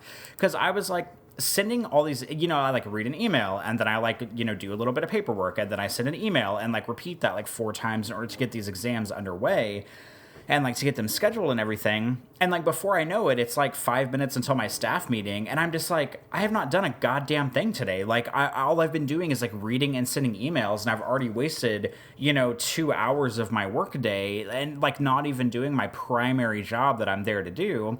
And then like I finish my staff meeting, which is an hour and a half long, and then I take an hour to take lunch, because of course I take lunch. And then I remembered that someone from a different department had sent me an email yesterday. And so I finally read that email, and like it's an email that has like 3 like kind of in-depth questions that I'm very happy to answer. And like the person who sent me the email was very right to ask me the questions, because I have like a high level of knowledge about certain things on campus. And so, but then I had to like read the entire email, and I had to like think about the response that I wanted to draft, and think about like the 3 questions that he had asked, and then like write down like thorough answers to all of them, and then like reread the email twice to make sure I didn't like misspell or like misrepresent anything in the email. And then like one of the questions that he asked, it had like a practical solution, so then I had to like go into the system that I work in at work, and I had to like try to like troubleshoot this thing. And like it's valuable work, but it's just like not like the primary job that I do at work. And it's just like, it's so hard to explain when you're in like an office environment like that, like sort of like all of the weird like tertiary stuff that comes into your like field that you're sort of like answering. And it's like, and all of the stuff, like you can't really put a significant, I don't know, like quality to it. Because last week I got really pissed off because somebody that I work with basically went to my boss and was like accusing me of not getting my work done fast enough. And my boss, thank goodness, who was on my side about this, because he knows like what all I do every day, kind of came into my office and sat down, and he was like, look, I got this email, and like I just want to like talk to you about like what kind of response I can give this person, because like I know that you're doing your job, but like I just need to have a good way to put that into words.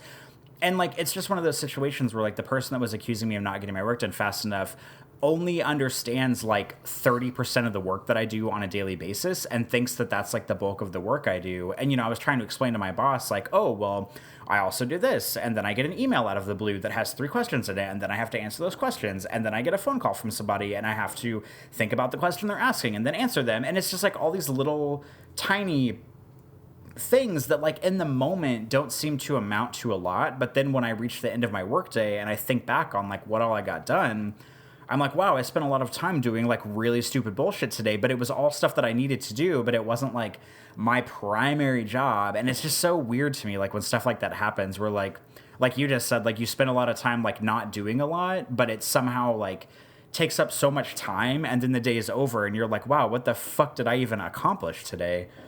Oh, 100%, dude, 100%. I mean, if Gina was here on the podcast, she could tell you that that's the story of her life every goddamn day. Like, you know, comes home and collapses on the couch and she's like, I didn't get nothing done today, but I worked my ass off today and I didn't do anything. like literally every day. And even for me, dude, I mean, I'm not in an office, but it's like, you know, you get up I mean, I'm doing homeschool stuff at home, but it's like, man, those days fly by so fast. Like, you get up, make breakfast. By the time breakfast is done, I gotta make the dishes. Try to play some game. I get like maybe 15 minutes in a game, and then I gotta like make lunch because it's like mysteriously lunchtime already. And then I gotta do the laundry, and then by the time I get the laundry, I gotta put in the other load of laundry in, and then there's more dishes. I gotta do those dishes, and then kids gotta go to swimming class, so that's gonna take some time to drive swimming class, come back, get back, gotta cook dinner, do the dishes, and then it's like it's fucking bedtime. Get the kid in bed, and then it's like, okay, now I get to play a game. Oh, no, I don't. I got like 94 emails to take care of for game critics. And I start going through the game. Like, even after just like weeding out the spam, still, you know, end up with like 60 emails that like need some kind of response. Go through those. And then I'm like, oh, okay, well, I'm going to play some. Oh, no, I won't, because I got like 12 reviews to edit. Okay, well, I'll go edit those real quick. Edit like 3 of them, and that takes like an hour sometimes. And I'm like, okay, get through that. And then, oh, shit, forgot to post reviews today. Okay, well, let's do that real quick. And then it's already like 1:30 in the morning by that time. And then I'm like, oh, okay, well, I got to write a review, or I can play some game, or I'm just going to go to bed because this day is like long past over. So, and then repeat, wash, rinse, repeat. So, yeah, dude, it's just like, it's like, I don't know if was it like this for you, but like when I was a kid, I remember days when like the days seemed like they took forever. I would like, in the summertime when school was out, I would be at home, have literally I would like be laying around like, you know, horizontally on any surface because I had nothing to do, like staring at the ceiling, counting little bumps on my textured ceiling because I have nothing to do. Or I had the time to like replay an RPG, a JRPG, because I had nothing to do, you know, like nowhere to go, nothing going on. And now it's like, man, if I catch an hour of game time, I'm like, oh wow, that was like amazing. I had like the most, you know, like most thrilling game session ever. And that was, you know, I don't know if it's just like time being relative or just like the amount of responsibility we have as grown-ups, or maybe, I mean, I don't know what it is exactly. It's probably a combination of all those things and more, but yeah, like, way too many days go by where nothing gets done. And it wasn't even fun. Like, it's not even like I fucked around and had fun and the day was over. It was like nothing fun happened, didn't get my work done, and now it's time to go to bed. Like, way too many of those. Adulthood is a scam, and I don't know why any of us do it. I agree. I want my money back, goddammit. All right, man. I got nothing else. You got anything else? I don't think so. I think we should talk about some games. I think we should definitely talk about some games. Let's talk about it.